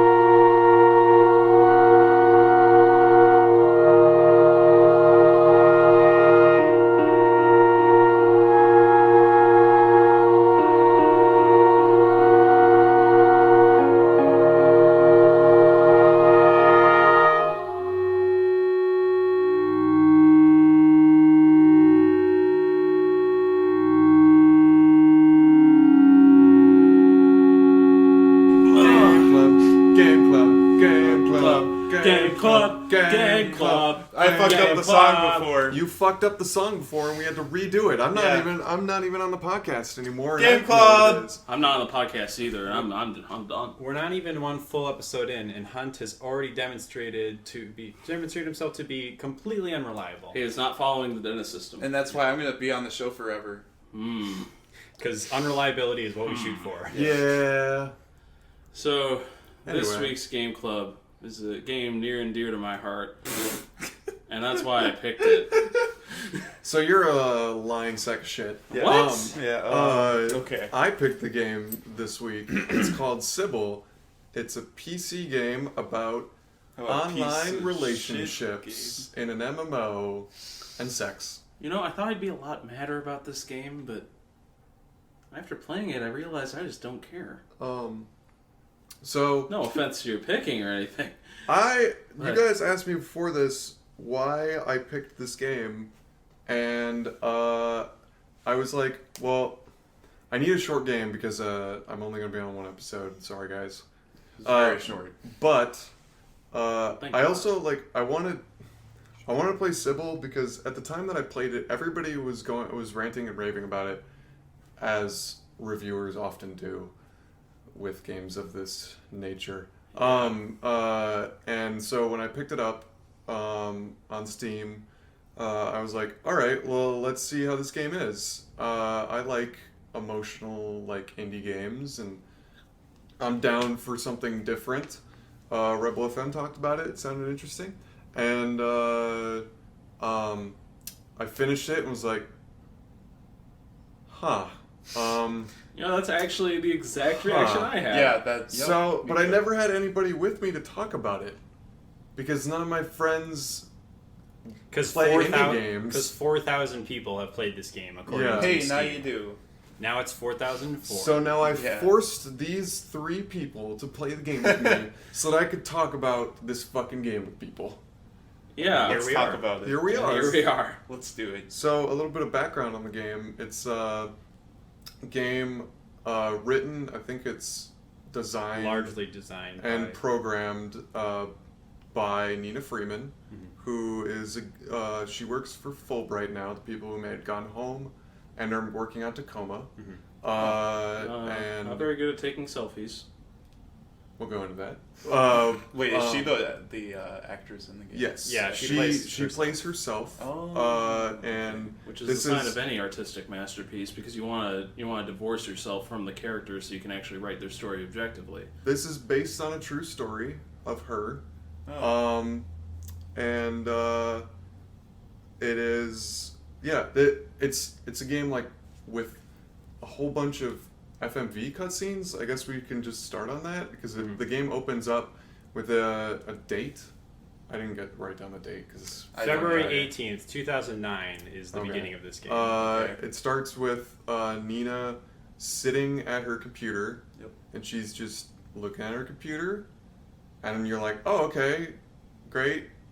And then you go into her desktop. And then you're in the computer. You go to her desktop. You are the computer. You are Nina Freeman. And if you're anything like me, you immediately go to the poetry section and just learn to hate yourself. I read everything. Yeah, on the first time I was on her desktop. After that, I didn't care. Oh, really? Yeah.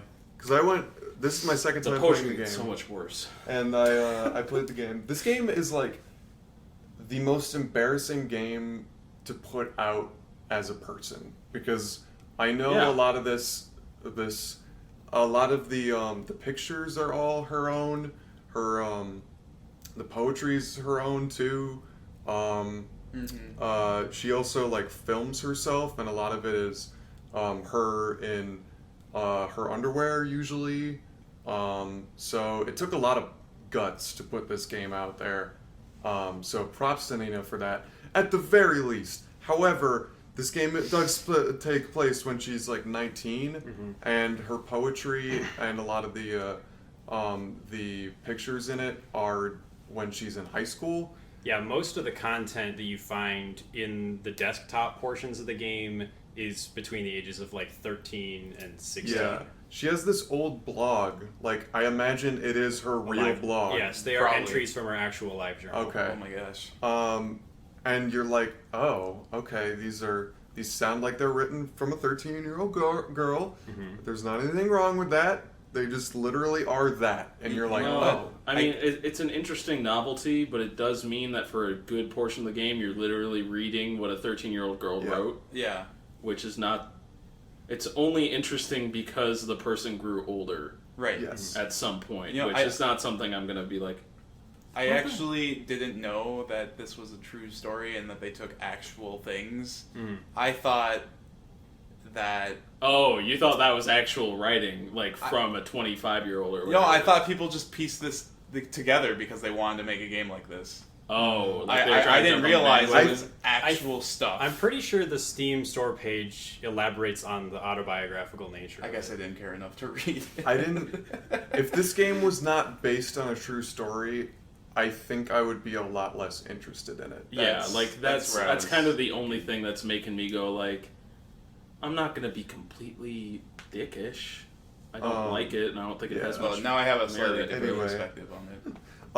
But the thing that I felt with while I was on the desktop is I felt really uncomfortable going through all their shit the entire time. I actually messaged you guys saying how uncomfortable I felt. Yeah. So there's kind of a voyeuristic element, although I don't think that's necessarily the intention. Like, I don't think it's meant to make you feel creepy. I mean, because largely because she obviously has the final say over what goes in the game. She's not going to be putting things in there that she doesn't feel comfortable having exposed to the world for the purposes of conveying the story. So I think it's really just more like there were a couple times where I felt a little bit uncomfortable. Mostly it was just kind of like, okay, yeah, I've been to places similar to here, or I know people who have been here.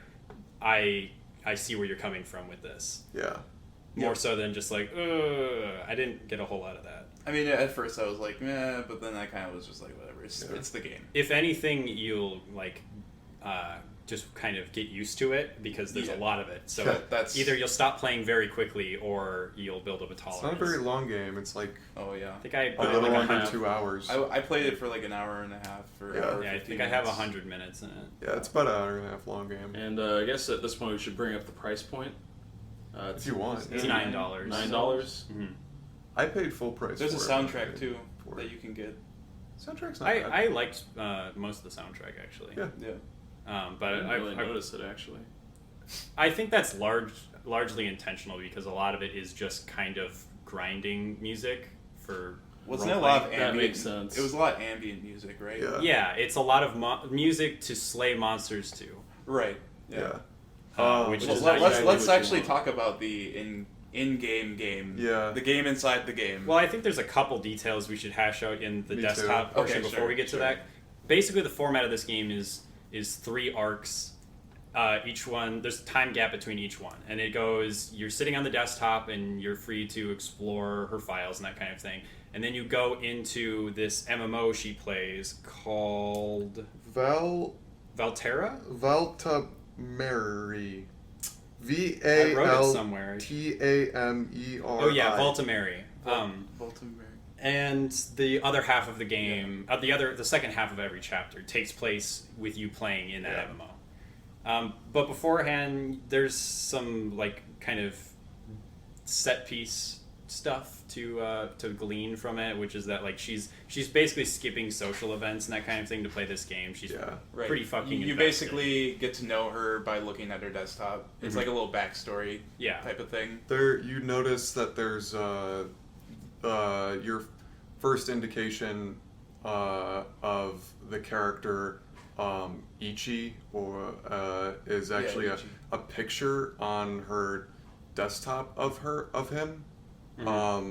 So right off the bat, you're like introduced to him through that way. Oh, and before we get any further, this game has the best Alt-Tab support of any game, which is very really? appropriate given the subject matter. So Sweet. I appreciated that. It always pauses whatever cutscene and leaves it open on the monitor it's engaged in, so I can have my notes on the right side. Alt-Tab, it pauses right there, so I can read subtitles or whatever. Well, that's pretty awesome. Write a Hell note and yeah. come back. So I don't know if that was intentional or what, but it feeds perfectly into the multitasking nature of the subject matter of the game. So that gets points for me, even if it wasn't, even if it was just an accident of a byproduct of the game engine. Props to the devs. Yeah. And one more thing I wanted to say before we go into more of the MMO aspect of this game. This game is based on her interactions in the MMO Final Fantasy 11. Yeah. So if you go and you explore her desktop, there's some fan art. there's like a bunch of fan art. Yeah. She talks about on her blog. She's like, I got Final Fantasy X2. Talks about X2 is Yeah. she really liked that game. Yeah, she likes which Final makes Fantasy sense a lot. given like her desktop wallpaper being covered in cute anime girls. I And actually thought it was In a her Steven whole room. Universe thing really? at first. it definitely looks like kind of the palette of Steven Universe. Yeah. Also, her whole room is covered in anime stuff. Yeah. Yeah. Yeah, like I think we saw Macross in there. Other Some stuff. pretty archetypical stuff. Yep.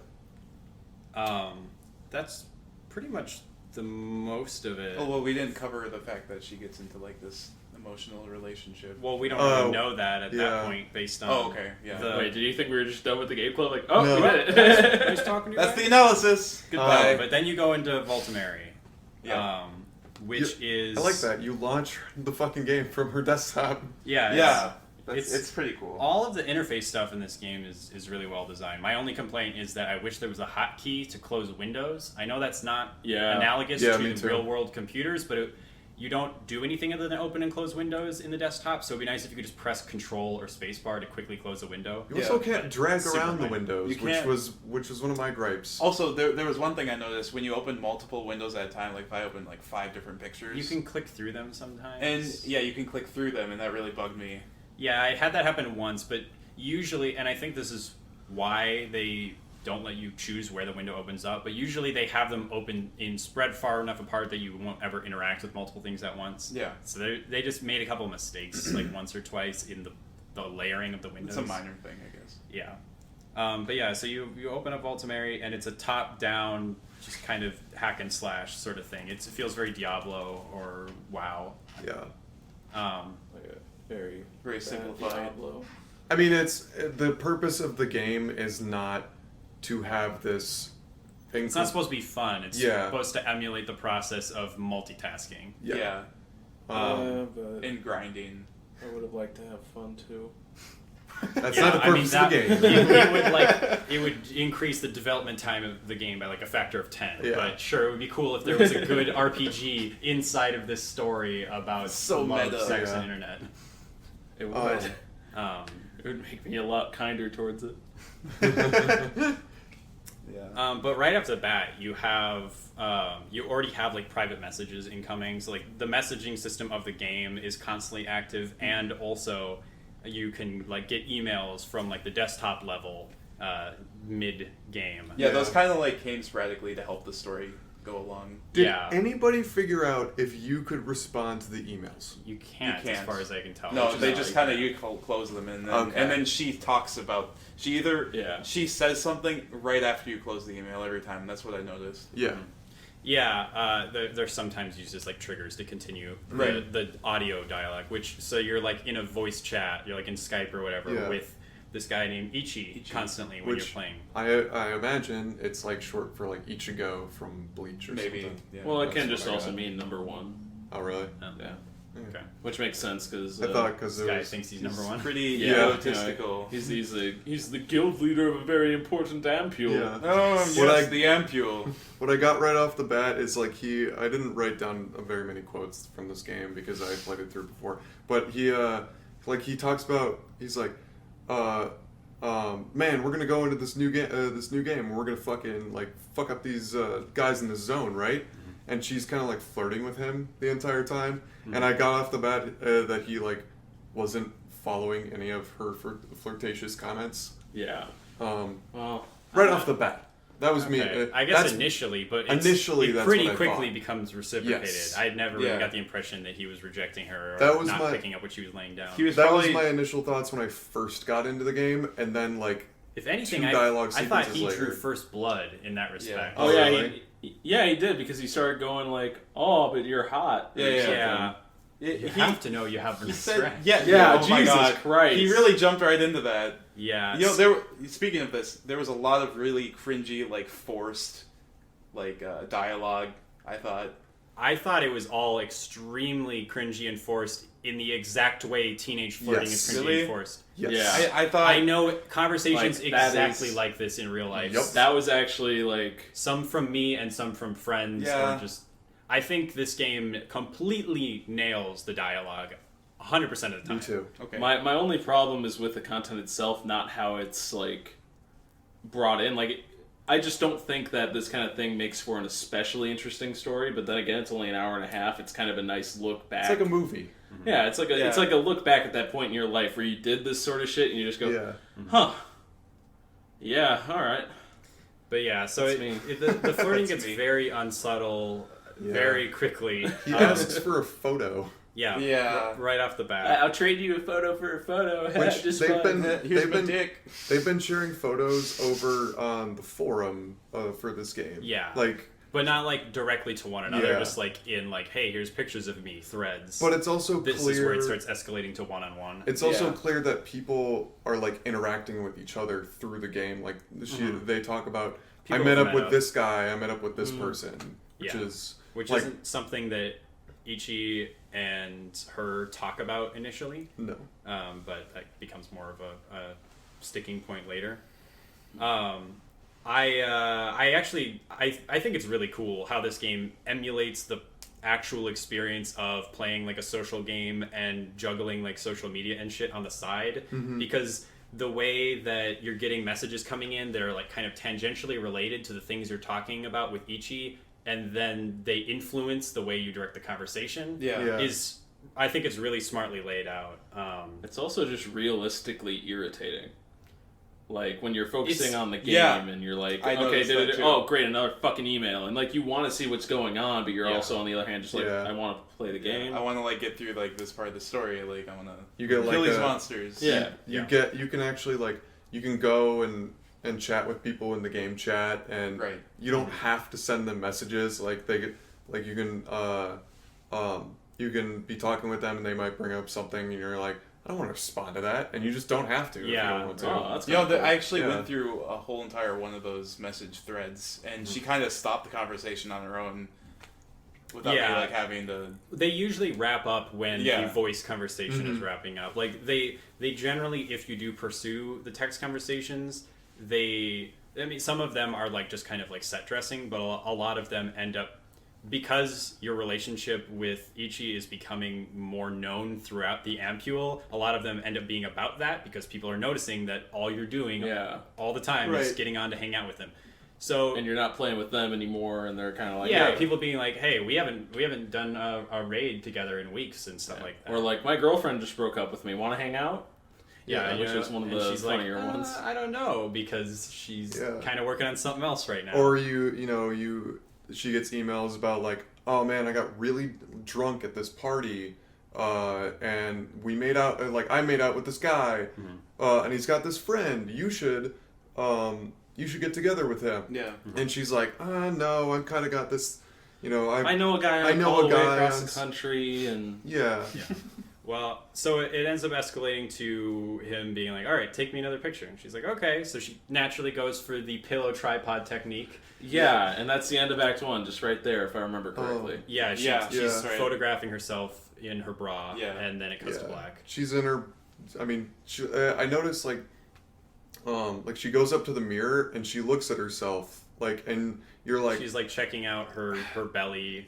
like I felt Tell she's really, self-conscious. yeah, I felt really uncomfortable because she like in her dialogue she's like, I'm totally not cute. No guy has asked her out at this point, really. And you can Right. see things in some of the blog entries beforehand about like her having friends who get hit on all the time and it makes her Yeah. feel insecure. It's relatable stuff. Yeah. My friends get hit on all the time. Yeah. Yeah, it varies from group to group. Maybe us not so much. But I guess it's relatable for like everybody. Like, Yeah, it's Yeah. it's just generally relatable. Like, everyone always goes, all these other people are probably fucking. Yeah. Why ain't I? Yeah. Um, I think she did say in one of her first message threads that she had on her desktop how like she like, oh, I want to have sex. Like this other girl was like saying, oh, Yeah, okay, I sex. And have she was that- like, I want sex. that's Yeah. that's later. I have that in my blog. Please in just my shout notes. that louder in my house. I thought it was. I wrote Throughout the game, I think they like really effectively capture the like inherent isolation of being constantly engaged in social media stuff and social game stuff. Like on the surface, it's supposed to be you connecting with other people, but it really just kind of makes you feel left out Yeah. in a lot of respects. Yeah, I, we're just like managing them, Yeah, like rather Yeah. than engaging with them. exactly. I You're wanted just getting to. rid of notifications. I wanted Yeah. to go and say how you beat every chapter is you have to like what you have to do in the MMO game is go and attack monsters and stuff, which are designed perfectly, by the way. And you actually have to attack them with Ichi. Like, you Yeah. can't go off and attack them Yeah. by yourself. You Oh, have really? yeah. Yeah, it's because a there's Unity the meter there's or the something. meter. Oh. If you look on the side, it says And there's there's like a Unity. drop down, like a thing of text, and it says if you attack monsters with other people, it raises this bar. That's And- cool. I actually didn't realize Yeah. that. I probably took more time killing monsters than I needed to. Your That natural was gamer instincts kicked in. That will summon the boss for you. That's right. When you beat the boss, it goes to the next chapter. But Mm-hmm. if you start attacking something on your own, Ichi will come and attack it with you. Or you can follow him and attack things with him. I Which usually I was like, follow He him. can okay. fucking fly. Yes. Just following him is a It was fool's errand. not. So Yeah, his right. attack Fair. animation is turning into an orb, and It then a didn't make pillar much comes sense. up. Yeah, he like irradiates nearby enemies. Or Yeah. whatever. Have any of you guys played Final Fantasy 11? No. No. No. Okay, neither have I, but that sounds like a weird. Like, was that taken? No, something? this is to me I don't know that much about Final Fantasy 11, but from what I have seen of it, this is very much a conceptual analogy to Final Fantasy 11. None of the actual content of the Yeah. graphics or mechanics or anything like it. Maybe that synergy meter is something that comes up in Final Fantasy 11, but I think that might just be a tool for getting you to interact with Ichi. Yeah, just Oh. like kind of enforcing some gameplay into the So drama. you know how there were like 3 different worlds you could go off to? Mhm. Did you guys ever try going back to the world that you already? I thought you always just got forced, like Yeah. funneled into. I always went to a different one, but I never tried going to a different one. I The don't first think you one can. is Like the same one that I've tried. The first one is what is the first one? It's not. It's the one with like the Is it it's the kind of like water? a forest or water or something, and then there's like a kind of a ghost thing. It's Yeah. like these little tentacle things. Okay. Yeah, kind of Okay. squid-like almost. And the boss is like a giant octopus. Yeah, kind Yeah. of creepy looking. Yeah. Anyway. Oh, that was a cool design for that. Yeah, I like a lot of the art in Voltimeri. Especially the second world. Yeah, it's pretty rudimentary, but like the palette is nice, and Yeah. it's not animated well, but it just looks good, and It's nice on the overall, eyes. it's good for what it needs to be. Looks like it's colored pencil. Yeah, kinda. It looks kind of like a realistic not. I guess I was just gonna say it looks like a Flash game, but I can't imagine, two 19-year-olds getting that into a Flash game. Yeah, it was like I would not spend hours and hours every night playing that game. Well, Neopets, I guess. Well, it looks like a teenager's kind of like interpretation of an MMO. Yeah, there you go. Yeah. Yeah. That's Well, I probably was gonna compare it to like the kids who couldn't get RuneScape because their computers weren't good enough for it, and they had to work with this. Not good enough for Yeah. RuneScape. Well, saddest apparently dream. this game is the shit because Ichi talks about how it's all he ever plays. Oh, I yeah. like how Ichi is one of those like value gamers where all he cares about is hours per dollar. I thought You it was only very... get 60 hours of the game and then it's over. What's the point? Yeah. He says something to right. that effect, and it's very ironic considering that this game is 90 minutes and $9. He said how he didn't like playing story games because he didn't think he could play them over and over again. Yeah, exactly. Yeah. This character is, in a lot of respects, much of the audience of this game, because this game is overall not very well received. Like, I think it has like a 60 something on Metacritic, and It's got a lot of. I think it's Pretty mostly mixed. negative on Steam. yeah, I think it's However, like a 54%. said Nina mixed. Freeman is loved within like the review. I think like Games Press. I like her a lot. Too. I mean, she's a cool person. Yeah. I like her. She when made- she pops up on Giant Bomb stuff. She and made like 30 under 30 list. yeah, well, which is it's cool. it really depends on where you look though. I Like don't know she's what that is. It's a list of 30 like most influential people who are under 30. Oh, I thought it was going to Oh. be 30 best games under $30, and I would have really liked that. oh. Like the guy who designed Oculus Rift was like on there. A Oh couple wow, years ago. she's on there. That's pretty Yeah. neat. So it after the bra shot, it fades to black, and it cuts to 2 months later, April 13th, 2009. Yep. So at this point, Josh, you just completely stopped looking at the text stuff on the desktop. Like you just always went right into Voltimeri. Hunt is my name. Oh, I'm sorry. Yeah, I guess I probably made that mistake once another time. Hunt's name is Josh, but we already have a Brent situation. You fucking ruined it, Josh. We're not gonna. It's not like his first name's. Well, I guess it could be Hunter. Yeah. Yeah, but like Yeah, let's call you Hunter. God, such a. we've already that had so name. much struggling with the Brent, so we couldn't fucking do this to you listeners. Yeah. Well, so Tangent. after the first chapter, I would go into the desktop and I would look at some of the files, but I didn't really care much for like her blog posts or her poetry. Okay. I definitely skimmed the poetry because just frankly I'm not a big poetry fan. I skimmed it too. I skimmed it a little bit. The thing is that like many teenage girls embroiled in romance, it's not actual poetry. It's more just like a story, and she hit enter a few times between each sentence. Yeah, that's what it looked like to me. Like I don't know. It didn't seem to follow any scheme, and it didn't rhyme most of the time. Some of them were like haikus and that kind of thing, but I think a lot of the long form ones ended up being very amorphous. Which honestly, and they were all homework assignments. I had a lot of homework assignments that asked me to just do that stream of consciousness. It was pretty bullshit. realistic.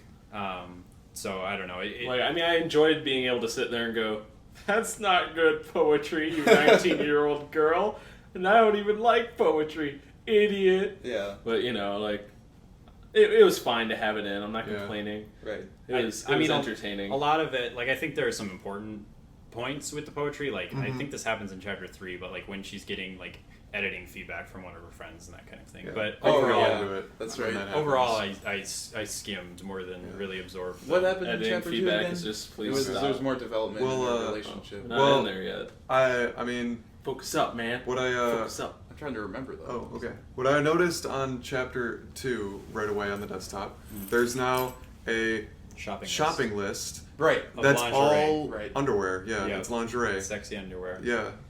That's right. And there's a new folder in pictures For that's Ichi. for Ichi. For Ichi. Like she's been taking pictures of herself and sending them to him. In the nude. Well, she's clothed. She's in all of clothed. them. In the slightly nude. Yeah. In the underdressed Yeah. public Yes. settings. Moderate generally nude. Like I noticed there's a lot of changes with her. If you go back and look at her high school pics, they're very tame.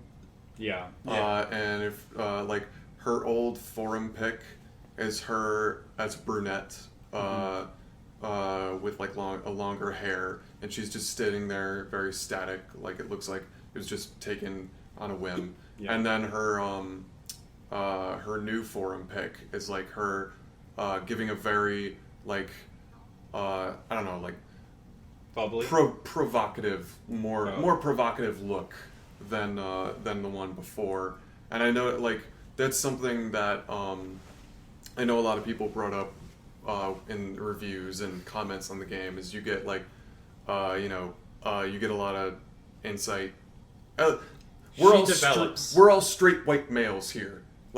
We're not I have to fucking take a picture of myself and pose it super duper fucking. I gotta make sure my cleavage is just right. I gotta make sure I look hot in this one. Mamma mia, spicy meatball. Yeah, which I gotta show my spicy meatballs to this hot broad. That does not work. Yeah, holy shit! What some spicy meatballs. What a development! Women put more of an effort into how they look than guys. What? But that's something that I noticed in the on the desktop. And also there's in the chat logs, Ichi is now revealed his name to us. That's right. It's Blake. Never a good sign. Yeah. Being named Blake. There's actually a lot of this is a very transitionary chapter if you're looking through the desktop stuff, because there's also I don't know if you guys read that story about her bumping into high school friends. Yes. Oh, I really liked that story. I thought it was fun. Yeah. I think I can understand the content because it's happened to me before. She's she's partying and kind of acting wild. That's right. And at some point she bumps into people she knew back in high school at the party. I guess it wasn't it wasn't school specific. They were just random people there. Yeah. And at one point she's talking to them, and at one point she swears, and everybody is completely dumbfounded because all throughout high school she was so demure that Right. nobody recognizes her, and she's it's weird to think how much I've changed and not even noticed it in myself. Yep. Jeez. It's all because of Blake swearing all the time. Fucking Blake. He does swear quite a bit. Speaking of Bad influence. These fucking noobs don't know how to play, but you're good because you're a girl. They're all they're all shit. Yeah. All the other girls that I talk to are shit, but you're good.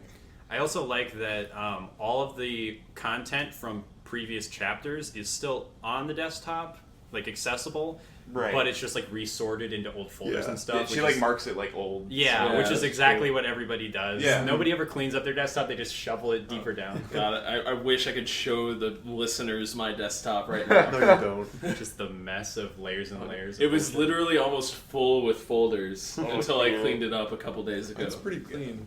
I've since I got Oh no, there's a bunch of icons and shit too. since I got a desktop, I've made an effort to keep things pretty sparse. Which Yeah, is me it's too. easier when you have a 1080p monitor because the relative size of everything is smaller, Yeah. so you can get away with more. But Blew still, my mind as a kid because I had no idea how resolution works. yeah, so how I did got they a get new so monitor. small? It's like they're so small, but they're just like the same size in my brain. What? Something that I noticed in the chat logs as well is Nina now says that she really wants to have sex with Blake. Yeah. What right. what was one of the ones that, like, I want to ride you till my hips fall off? Yes, that is an exact Oh quote. god, I don't remember that. Yeah, that That's was in her poetry. Yeah, I think that was in like her It's in her poetry notebook. class textbook. Yeah. Not textbook, like her workbook. Which Oh, that was I in wonder her. if That's the, in her notes. yeah, I wonder if the teachers that or not. I mean, Oh my she's God. in college, so whatever. But Yeah. just- They probably don't look at the notebooks. Teacher's I mean, like, they you're not have to- talking about some internet guy, are you? they have to make sure you're doing Yeah. poetry. Well, they might just like, yeah, I don't know. They might just submit stuff to them. Yeah, that imagine might it's have just been typed. like a draft book. Yeah. You're right. Yeah. This is 2009. I imagine that a lot of things transition to just Right. Yeah, typing. you're right. Nobody's looking at handwritten stuff, so Yeah. that's a Yeah. good point. I didn't think about But Blake lives in California and she lives in New York. that. Which so- she used to live in a small town, we find out in this chapter, and she's always wanted to move to the city. So now she finally has what she wants. But it's not the wrong Oh. city. The wrong It's on side the of the other world. side of the Yeah. world. One of my favorite things about this game that this game captured, or favorite things about It's a good thing. social, about like your social life, that's captured in this game is she has different interactions with different people. She divulges different things with Yeah, the different tone varies a people. lot. Like some people, there's certain characters. I didn't write them down. Who show? I think it's like bodybuilder guy. I think it's Becca, who she like talks about all the time about. Oh my she's God, like, Becca. oh, Divulges secrets about oh, Ichi and Blake, stuff. I really Becca, want to tell. I love Becca, Blake. I want These to things. have sex with Blake. I want to However, ride him till my hips fall off. Will you put my hips back on, Becca? God Please, damn it. Screw him in, just like I'll screw him in. This is a very personal game. I'm glad we're No, making he's fun of gonna it. screw her in. Oh, well, she didn't write that in her notebook. Come on, man, keep up. I should have fucking wrote her poetry.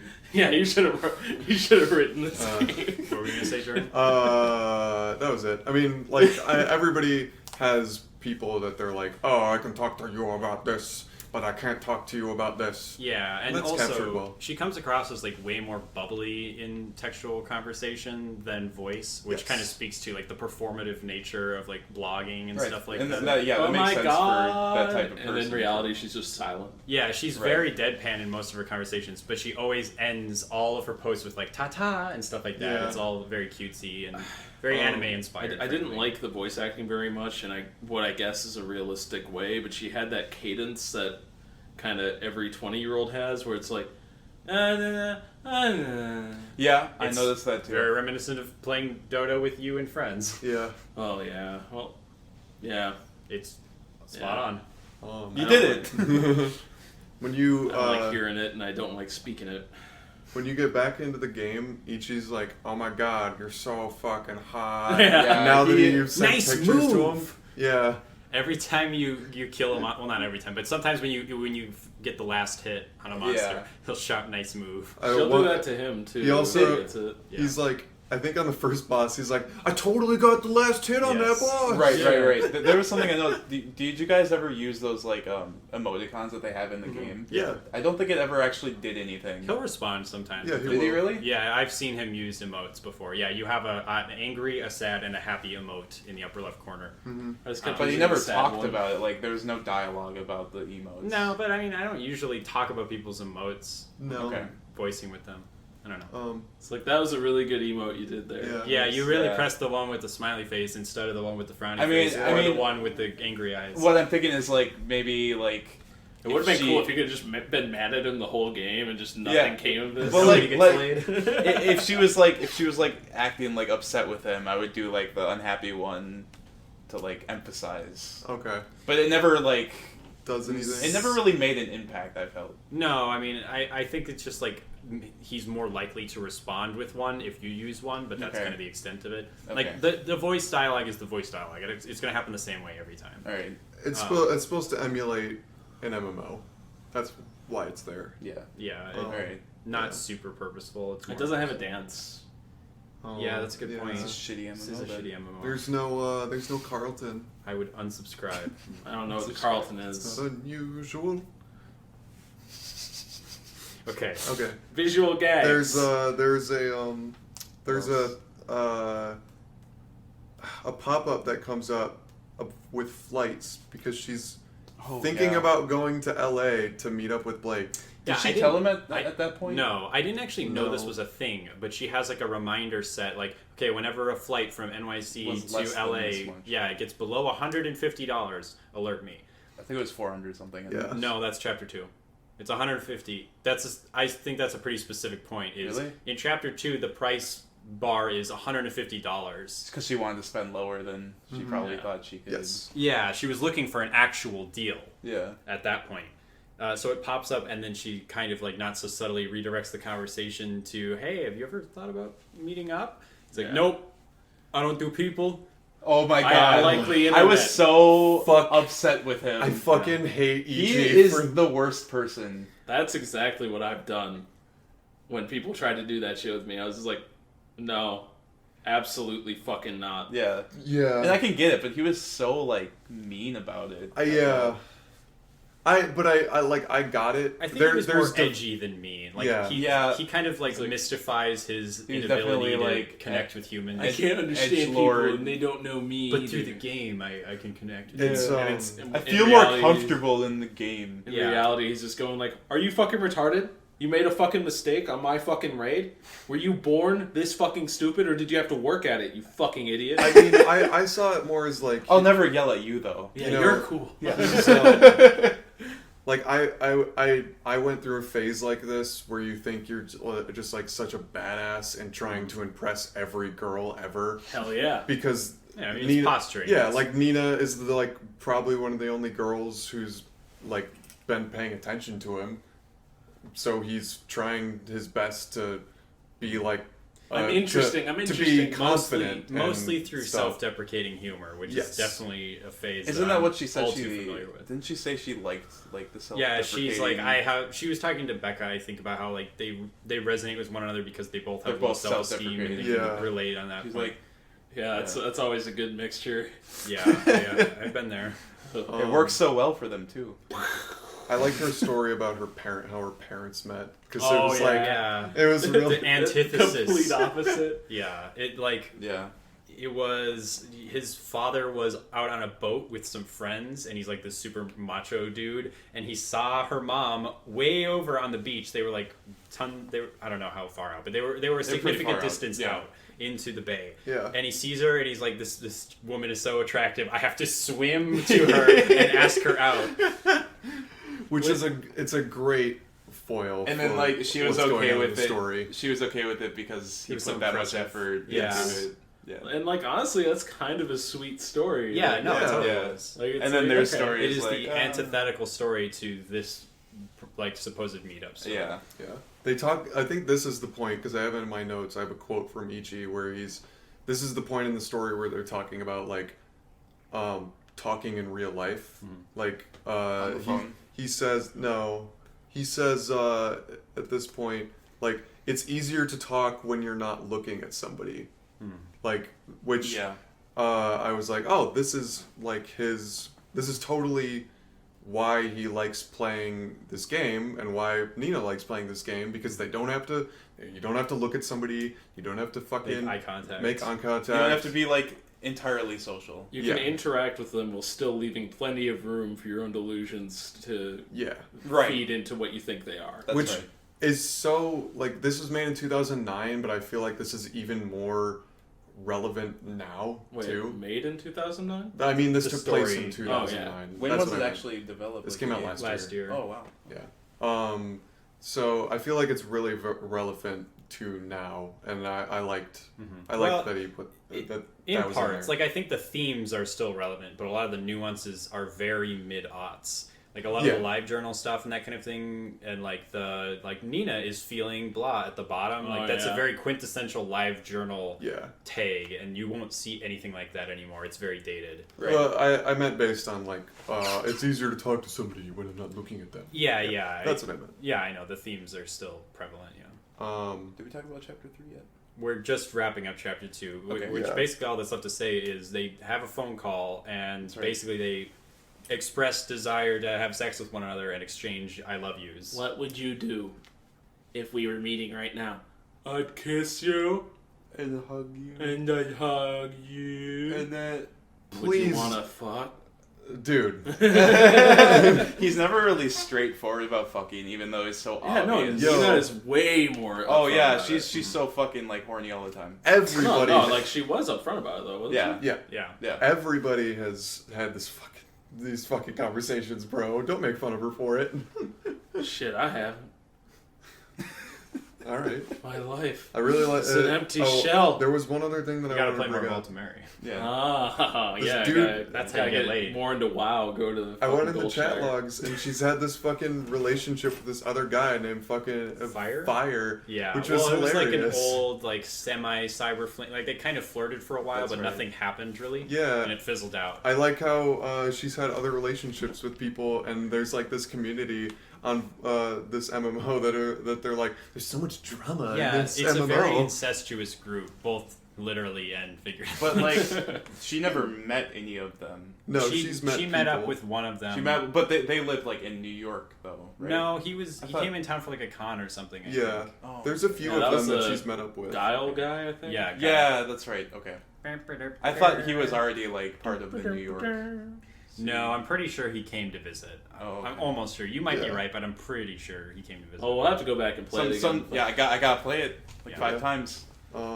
Get the full story. We cut Cuts to cut 4 months 4 later. months later. August 10th, 2009. Yeah. 2 days before my birthday. And the first thing I noticed when it cut to this one is, didn't she have she had the flights in one of her like sticky notes on her desktop, right? Yeah. So there was like a few prices and stuff. Yeah, which comes up in a little bit. Yeah. But so she's talking to Becca and she's asking about like why they haven't like advanced in their relationship much, and she kind of like regurgitates a line that she.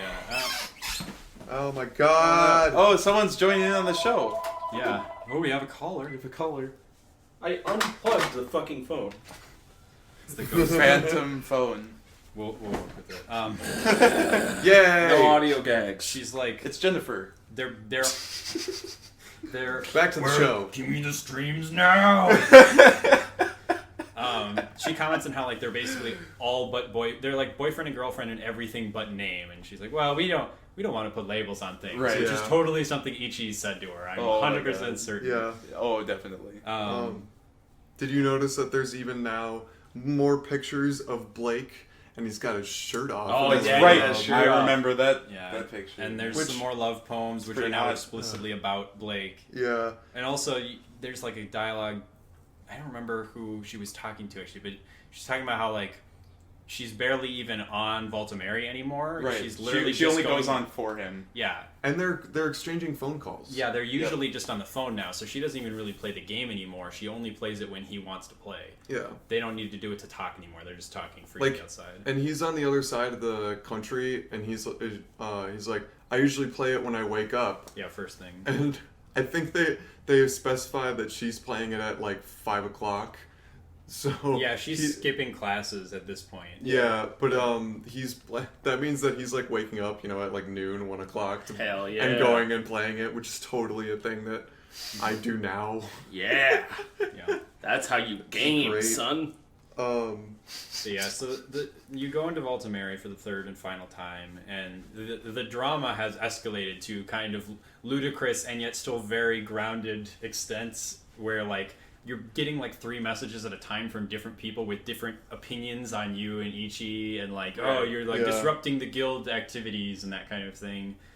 And like, oh, why don't you talk to me anymore? You're always talking with Ichi. Yeah. And then you get a flight alert telling you that the price of the flight is now below $400 as opposed to $150. Yeah. Okay. Her standards for how much she's willing to pay have changed drastically at this point. I mean, she's fucking like begging to meet this guy now. It's been like 6 months since. But she's, I like, mean, Well, like, I cannot fucking. This is the one situation where I really can't talk shit because I spent $800. Yeah. So, fuck me.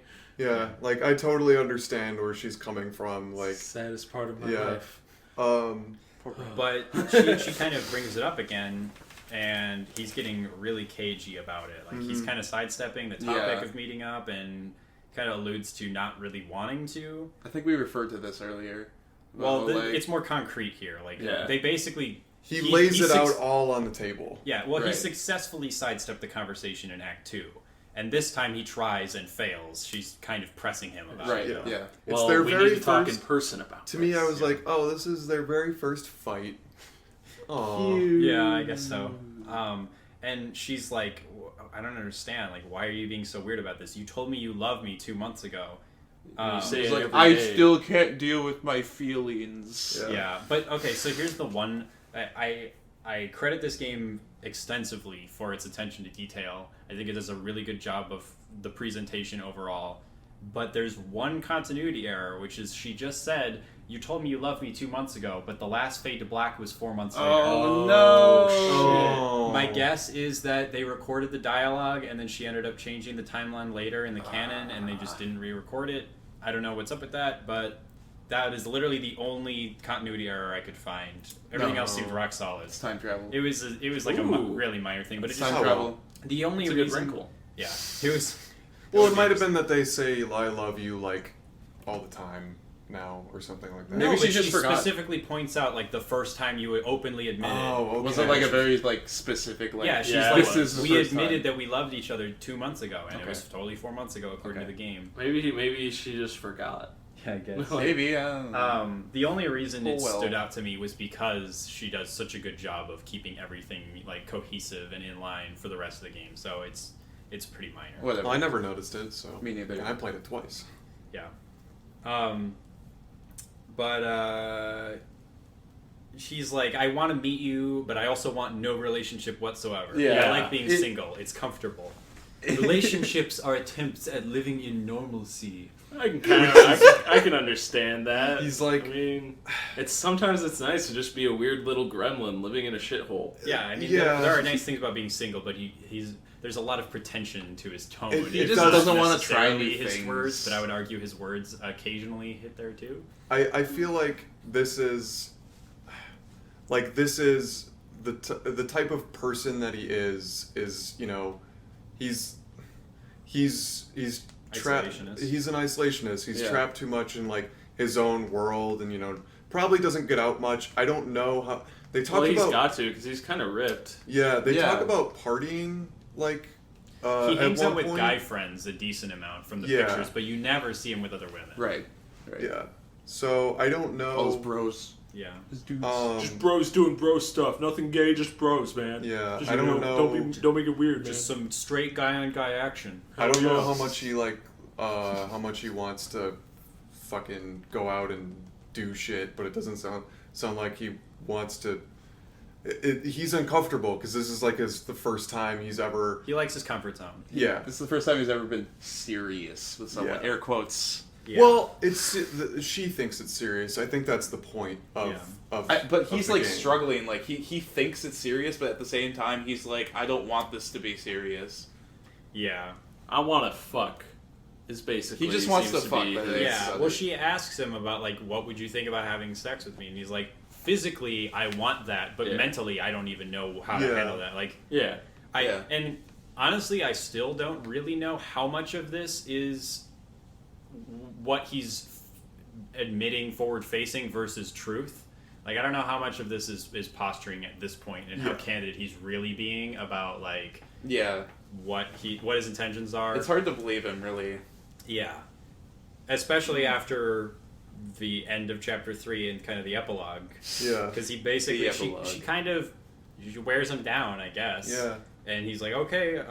He says that he's going to tell his mom that he wants to visit his cousins in New York so that she'll buy him a ticket. So I That's guess right. he lives with his mom, or maybe he just he's got a really tight income, so he knows his mom will buy him a ticket. I took it to mean he lived with his mom, but That's what I did I too. took it that way Yeah. too. It could go either way. Well, considering that he's waking up at like 2 p.m. to play games. Yeah, that's kind of what I figured. Did it ever say that he goes to school? Like he goes? I don't think it know. ever Not did. necessarily. The only thing you really tangibly know about his life outside of the game is when he, at the beginning of Act 3, you can see an email from him being like, sorry, I haven't been able to talk to you in a week, because he was like out on a trip with friends. That's right. And he sends a picture as like a He consolation. probably never went to school. He's just hanging out. Who knows? He was born and then he just rotted away in a basement until he was 19. Hell yes. That's why he's such an He's isolationist. never even seen a school. Yeah.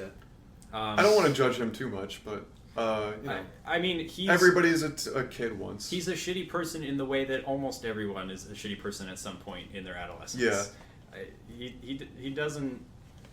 Up until this point, there is not a lot about him that is like makes him come across as a bad person so much as like I wouldn't hang out with this guy. Yeah. Yeah. But so then it cuts. He admits he agrees to come visit, and then 1 month later, September 18th, 2009. Which, okay, I wanted to comment on the months. Mm-hmm. It's starting the game. It feels like it's been how long? Like 9 months. Yeah, it was Yeah. a long. Like their relationship, they've been talking for a while. It's from February to September. Yeah, like they were already acquainted with each Yeah. other. They were friends. Yeah, they've known each other for Yeah, a Right when the significant game amount of starts. time. but they didn't start a relationship till about like I don't know what when was that? August. February. August? What's it, August? Or no, sorry. It I was feel like April. Yeah, April. April. They didn't start a relationship till April, and it's been so This is long. 6 months, right? Like I don't know how much they're talking. Like at first they're only talking Or via the 6 game, months, you're right. and then they're talking over the phone, and it's like I mean we can get real for a second. You only really like they're really only talking with each other in their like best moments. They're not like Yeah. talking with each other on like. I imagine she's not coming to him with like, man, Baggage. today was a bad day at school. Yeah, their Which- relationship is very one-dimensional from Yeah. what we are ever exposed to. But presumably, the point of this story is to give us context for their relationship. So Yeah. I'm going to go on a limb and say this is what they're like overall. Yeah. This It's is all. pretty insubstantial in a lot of It's respects. also like Yeah. been a significant amount of time between the time where they said I'm gonna come to New York to meet it with you, and him actually going there. Mm-hmm. It's a month. That's a long time. Yeah. Well, I I mean, imagine if you you have buy, to buy if you plane buy a tickets. ticket Yeah. the week out, it's twice as expensive That's usually. right. Yeah. Yeah. Like if you wait You a want to month, save a it's bit of money. way and his better. mom is buying it, so he's true. not going to be able to be like, I want to go now. His and see mom my was cousin." probably like, "Well, I'm not gonna buy it like now. Like you have to fucking wait a bit." Okay. Yeah. So- I didn't think that was weird at all. Yeah. The gap in time. All right. There's plenty of legitimate reasons why you wouldn't get the ticket ASAP. Anyway. But yeah, so they meet up? It's the rest of the whole epilogue is live video. Is an FMV cutscene. Yeah, like they've had at the end of the previous acts, and she didn't get catfished, which is the first thing I was surprised by. This What's is catfished again? when It's you where the catfish person's someone. not actually who they are. Yeah, they create a Oh. false identity. Mhm. So when it was actually Blake that showed up, I was like, okay, well, there's points there for Blake at least. What a He's great not, guy. He's not like, Sends his brother instead, twin brother. yeah, he's not like a 40-year-old obese convict or something like that. Jesus. That would have Oh. single-handedly made Oh, me man. fucking adore this game. No. You should Holy watch shit. Catfish. It's a show full of that. Yeah. Makes you really uncomfortable. But yeah, so But you love me, right? Yeah. You know my soul. I lead the raids so well. You know I'll lead you to a fruitful relationship. But your body is a 50-year-old meth addict. I didn't say anything about meth, but okay. I wasn't going to say anything about He's this obese game. because he's taken so much meth. This character's developing so Yeah. well. So Blake. they hug and go up to her dorm. Specifically hug, no kiss. Yeah, it was a really awkward hug. It was like, It was I'm meeting this stranger that I've known I also weirdly for a long time. Yeah, hug. I also put that on maybe the acting on both parties is not the best, Yeah. just because I don't think Nina is by trade an actress. There are some moments that are a little bit stiff, But overall, I think the performance was at least sufficient. In other places, good. Like I think when she's like about to take the photo at the end of Act 1, like I thought that was all like very that was effective. actually pretty good. Yeah. Like when she's like analyzing her weight and stuff. Like I've seen that kind of body language numerous times in real life. So Yeah. But there were moments where, like, when she's, like, getting up from her desk and stuff, it feels, like, a little robotic. Like, okay, this is the 10th take, let's get it this time or something. I don't know, I'm reading into it, but it can be spotty, you're right. So they go up to her dorm. Yeah, and they chat, and this is actually the first time I realized that in the videos, the mouths moving don't correspond. I thought it was just, like, a desync issue with the video, but it's actually, I looked it up, I read the credits. The actor for Blake is different than the voice actor for Blake. Yes. So that the reason that it's meant to be like a montage when they're talking in the FMV cutscenes. It's not actually like the things they're saying were happening right during the moments you're viewing. If that makes sense. Yeah. Interesting. So that I didn't notice I that. thought it was a production error at first, but then I'm like, oh, okay, they're like not even remotely synced up. Oh, it's like it's just this is illustrative of the tone of their body language and stuff. It's not completely Which one-to-one. is actually a pretty good idea. Yeah, I thought it was effective. The only reason it confused me is because in Act 2, the first time where you see mouths moving corresponding to voices, it was close, and I thought it was an issue, but it was just like a weird. Like I'm sure most people probably didn't even think that. But yeah, so they go up and things escalate. My favorite scene in the whole game. Horn dog Hunt, just looking for the. He touched her boobs. He touched her butt. He touched her leg. Yeah. They kiss. Then He groped her. This kind of vaguely unsettling droning synth in the background. Yeah. Kind of Yeah. Yeah. Which is probably supposed to mean something. I mean, neither party was How like fully unsettling it like, was. Like it didn't seem like they were both fully 100% into it, knowing what they were getting into. Guess what? Yeah. Sex is awkward the first time you have it. Oh yeah. I guess we forgot to They mention, were like, both they're virgins. both virgins. Yep. And Yeah. they consciously decided like let's give And our virginity. they were to both each other. like so surprised that the other was a virgin. Yeah, because they're You're both a so virgin? hot. You're No. so hot. But I mean, again, that's conversations that you have with people that are Yeah, realistic. Yeah, I know. Whatever. It was just funny. But yeah, so it fades to black. Presumably they had sex, and They he's did. gone. It's confirmed that. Yeah, no, I mean, it's just all I'm saying is it's not visually confirmed, Yeah. but Yeah. you know it happens. Sex. And he says, "I fucked up. I knew I shouldn't have come. I don't actually love you." And he leaves. And Fucking And she's like, "What? How?" She's just heartbroken. Yeah.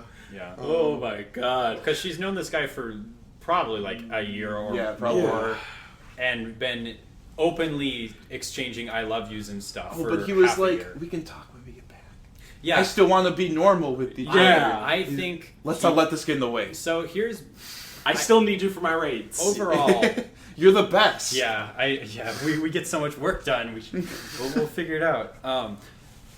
Overall, I think the game is successful in a lot of what it tries to do, but the last 5 minutes or lack thereof are where it falls apart for me, and a lot of it is just because of ambiguity. So, like, I guess who here thinks he even ever talked to her the next day? Because for my money, I would say he probably didn't even. I think he did. I think he he just did. wanted to put it under the rug because he was like that type of person. Because literally all after that, he says, "I shouldn't have come." He leaves, and then all you see is Nina staring deadpan at her monitor. Cut to black. Yeah, Yeah, I think they probably continued talking for a couple weeks, and then it just Fizzled. slowly. All right, yeah, I could see that too. She probably I don't did know. not enjoy me- his presence. Yeah, to me, he came across as like either so ashamed or feigning such shame that he was probably out. You know what this is probably. It probably was.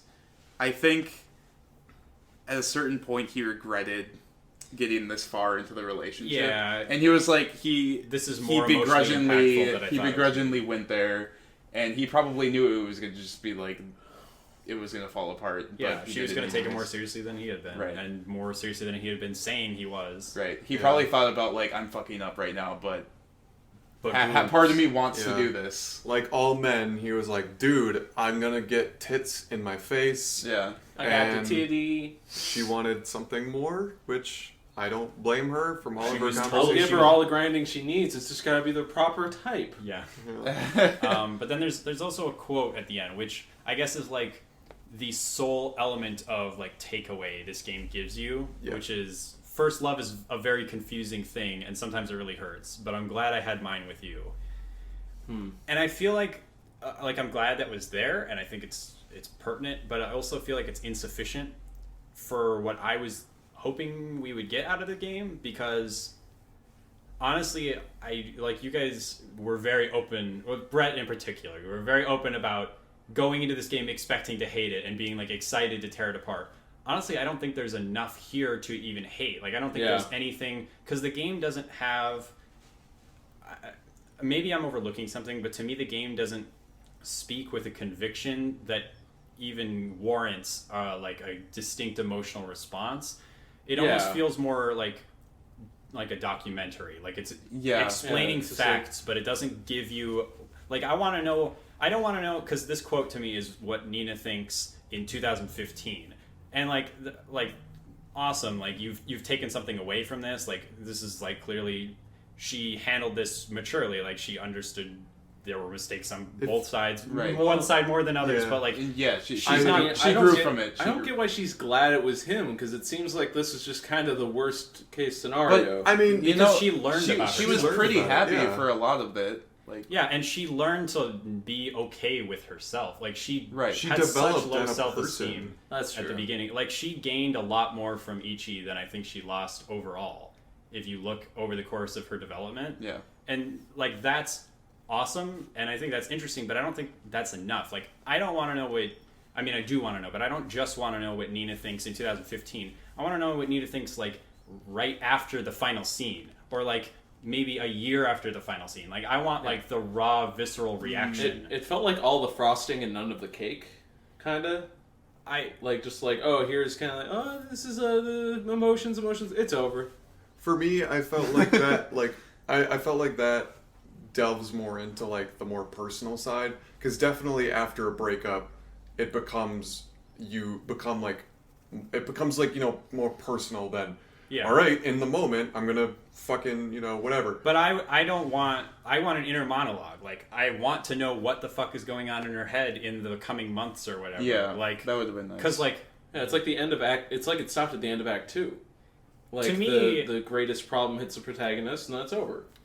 Let's call up Nina. Yeah, let's ask her how she dealt with it. For me, it felt like there were 5 more minutes to this game, and they're missing. Yeah, 5 more minutes between the last scene and that quote. I wonder how if she went through and thought about, well, I'm going to put more after it, or if she was like, nope, I'm too uncomfortable with that, I'm not going to do anything with it. I feel like I'm not going to put words in her mouth, but the impression I got was that she was kind of past the point of giving a shit about concealing any. Like this is a kind of a tell-all sort of thing. Like there are a lot of aspects of this game that make her look bad. Granted, they make 13-year-old her look bad, but like it's still like if she was like courageous enough to expose this much of herself to the public, then why would she stop there?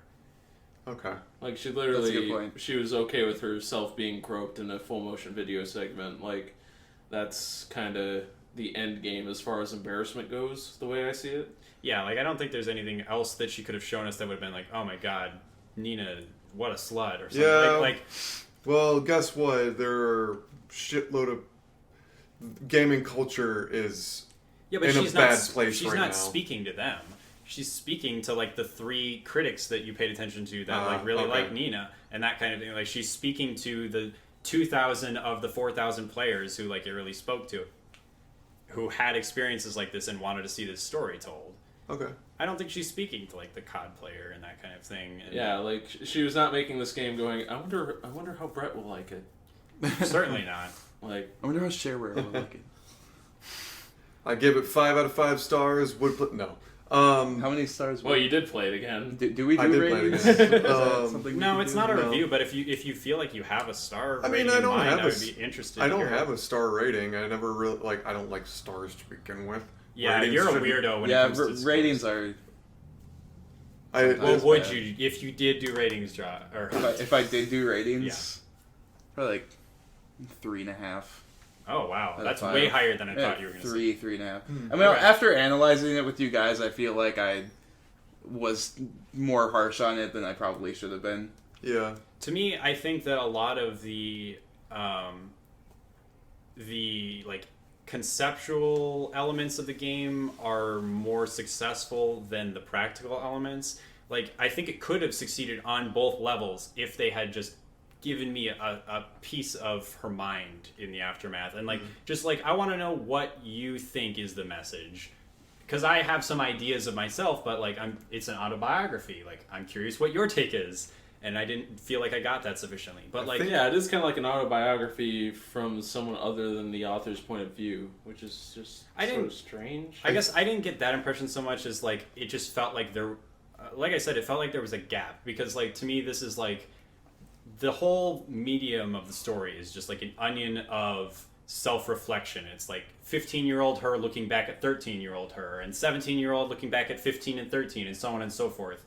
And it's kind of recursive in that sense. And we just missed 20-year-old her looking back, but then we get 25-year-old or whatever. Okay. There's this one. The second to last layer is the Oh. one I was most interested in.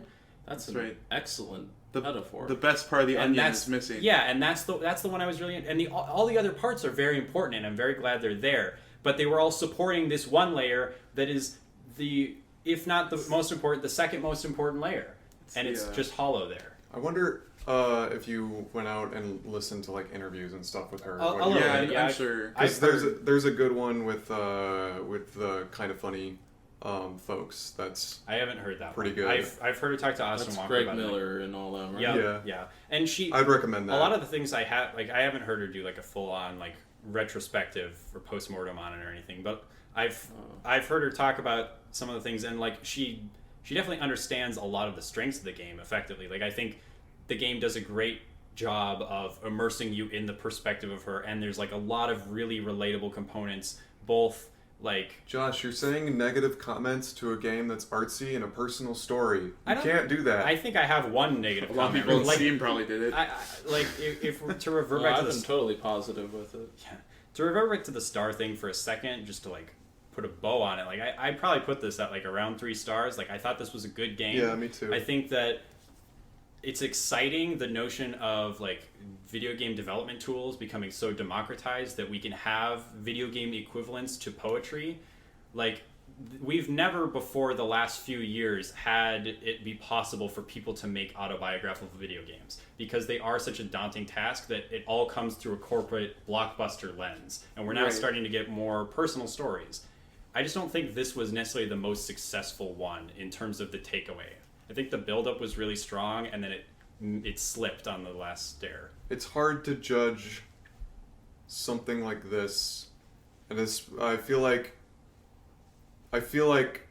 I'm in because going back to what I said at the beginning, like what I thought when I first played this game was I think I sent you a text message, Josh, and I was like, I didn't really get it, and I still don't get it, and I'm still like, I didn't like it that much. And I felt like a minority because everybody else that I had seen was freaking out about this game. You're a bad example because you read a lot into like specific spheres of game pundits. Like, nobody gives a shit about this game on a grand scale. Like, if you look anywhere outside of the sphere of literally like 3 or 4 websites, this game does not have traction. That actually raises an interesting point that I was thinking of while you guys were discussing. Mm-hmm. I'm worried we might get an email from Nina Freeman next week. I would love like it's if actually Nina, possible. Please, That would Nina be- Freeman. I would be that would be so interested. Not a lot of in people that. have played this game. This is the first time that we've actually been talking about a game that hasn't been talked about much. So, and I yeah, didn't really think about that. Nina Freeman, you can Right email in Shareware podcast. This is the first time that hasn't been a sharewarepodcast joke. at gmail.com. If you make it through this 2.5 hour long fucking podcast, She'll see the please, title card and it'll be like, oh, Yeah. Please better watch listen to this. it. She can look at the shots. I'm sorry, but not sorry. I will tell you this, Nina Freeman. It wasn't- I have many times tried to write a story about my own abuse. I've thrown it out every time because it's not very good. I need to have a lot, like, it's been years, it's been probably a decade, and I still don't have the kind of, like, perspective to talk about it. So I know where you're coming from, and I know why you did it. But I'm sorry. I think it's like an extremely well-structured autobiography that is missing part of its thesis. Yeah. Britt, are you going to bring up how you immersed yourself into the game? No. No. I actually, if anybody's interested in this type of game, in like the autobiographical style, that's recently kind of become a phenomenon, I think the Beginner's Guide is a really excellent execution of this concept. And you, Brett, I think I told you before to try it out. I don't know if you ever did. No. I think I was during one of my usual jobless times. It's also a little bit expensive for what you're... I disagree. It's priced the same as Cibele, and it's about the same length. But I think it was it was well worth the $10. I got more out of that game than I got out of this game. Yeah, I really enjoyed a lot of the process of playing Cibele, but then I felt like I didn't have enough to take away from it, I guess. There were a lot of, like, it kind of, it brings up a lot of themes, but doesn't necessarily explore them to the extent I would like. The Beginner's Guide explores a lot of its themes very in depth, and I think sufficiently. And there's definitely a very defined perspective from the author that it left me thinking for a few days, just like about, I don't know, it gave me a lot to ponder, I guess. And I think this does a masterful job of the like actual medium, like the attention to detail in the interface and that kind of thing, and like how well thought out all the different bits of like prequeling to story points they do in the text messages. There's a lot of care put into this, clearly. I don't know. I feel like masterful is a real strong term to throw around. Like, I think it just shows that they cared and had some knowledge of the craft. Masterful, like, I would consider this like a good effort, but at the end of the day, it is an hour-and-a-half long game. Masterful is for like when they accomplish this over the course of a 40-hour one, in my opinion. I don't think duration has anything to do with quality whatsoever. I'm not talking about quality. I'm talking about masterful, because like, someone who's adept at it can make a good experience within an hour and a half. It takes a master to bring that beyond that time limit. Like, it takes a master to balance all those moving parts over a very, very long period of time. You sound like Ichi right about now. Yeah, that's because I'm the fucking master. I know what I get, and I get the cool chicks with the big tits.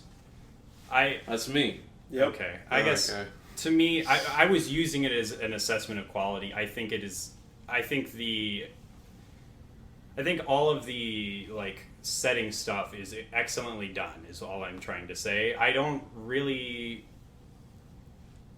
know. I guess I don't agree with you about your points about duration and stuff, and like how good you need to be. Like, I think it's just, I don't think one is better or harder or easier or worse than the other. I think it's just different. Storytelling over a long duration is just a different attempt. Yeah. Trying to convey something in a concise manner requires a different skill set, and you're focusing on different things. I mean, a master would be able to convey many concise things building up to one larger theme. But I don't think that's inherently better. Okay. Like, I don't think you can just math writing and that kind of thing. Anyway. Talk to me about writing. We can talk about this after the podcast. This is starting to get spicy. We're running long, too. Yeah. All right. Well, yeah, you should introduce what our next game is going to be. Our next game is going to be the literary epic written by a master, Shigeru Tokiyama Miyamoto, Binary Domain. It is probably the best game in the world. It is like Cibele times 17 in terms of, well, actually in length it's about times 5 million. It is about a 4 million hour long game. That's the math there. Yep. Checks out perfectly. All joking aside, it is a story where you shoot mechs and one of your guys is named Big Bo, and it has voice commands, and you can tell Big Bo that he's looking pretty sweet. Yeah. I think like the most novel hook is you use actual voice commands like with a microphone to coordinate with your squad, which works to varying degrees of hilarity and effectiveness. As seen in Tom Clancy's End War as well. When Josh and I first played this game, we had one half-broken mic between us that was just active at all times, and we found all these really weird vocal commands just because we were talking during the game. you'll find yourself yelling very collectedly and deterministically, "Fuck." Yes. Into the microphone, trying to get it to register. We tried so You hard. probably spent 12 minutes on "fuck." And then it just makes your teammates Fuck. like you less. Yeah, but worth it. Like, it's actually cool because if you Nice. lose your cool and you start swearing, your teammates will actually be like, yo, shit, fuck off. Just get your head in the game. You know, great. it's actually very cool. But yeah, it's a very novel third-person shooter. Interesting. It's got a funny plot. Yeah, it's got a fun tone. They ham it up a lot. It's I'm fun. interested really- in playing this game Yeah, with you sounds- guys. sounds Oh yeah, I can't wait to have you on the podcast, buddy. Yeah, Yeah. glad you're sticking around. for 3 Except years. you did not get any orbs in Cibele. Fuck! That's a good point. All right, well then we're gonna have to close things out and get rid of Jordan really quickly. Ichi Yep. had the orbs. Yeah. Yeah, that's right. I had the orbs. I'm Ichi. I'm the best. I'm the master You look of exactly orbs. like Ichi too. I know. I'm fucking shredded. Ichi did not look that bad. He looked pretty cool. No, he was pretty ripped. Like he had abs. I saw him. I'm They just were there. appreciating it. They're Mastercraft abs. They took 40 hours to make. All right. Well, we'll see you guys at the next Mastercraft episode of Shareware. That one will actually be 40 hours at this fucking rate. Yeah. All right. Thanks for listening. Bye. This has been Hunt, Hunt. Jordan. Brett? and Josh. Okay, I think we did it. I think we did the ending. Have fun. Don't.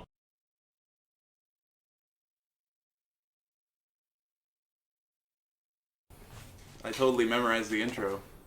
Yeah. Should've. I hope you did. All right. Don't Or fuck just up. fucking go whenever. Yep. Great.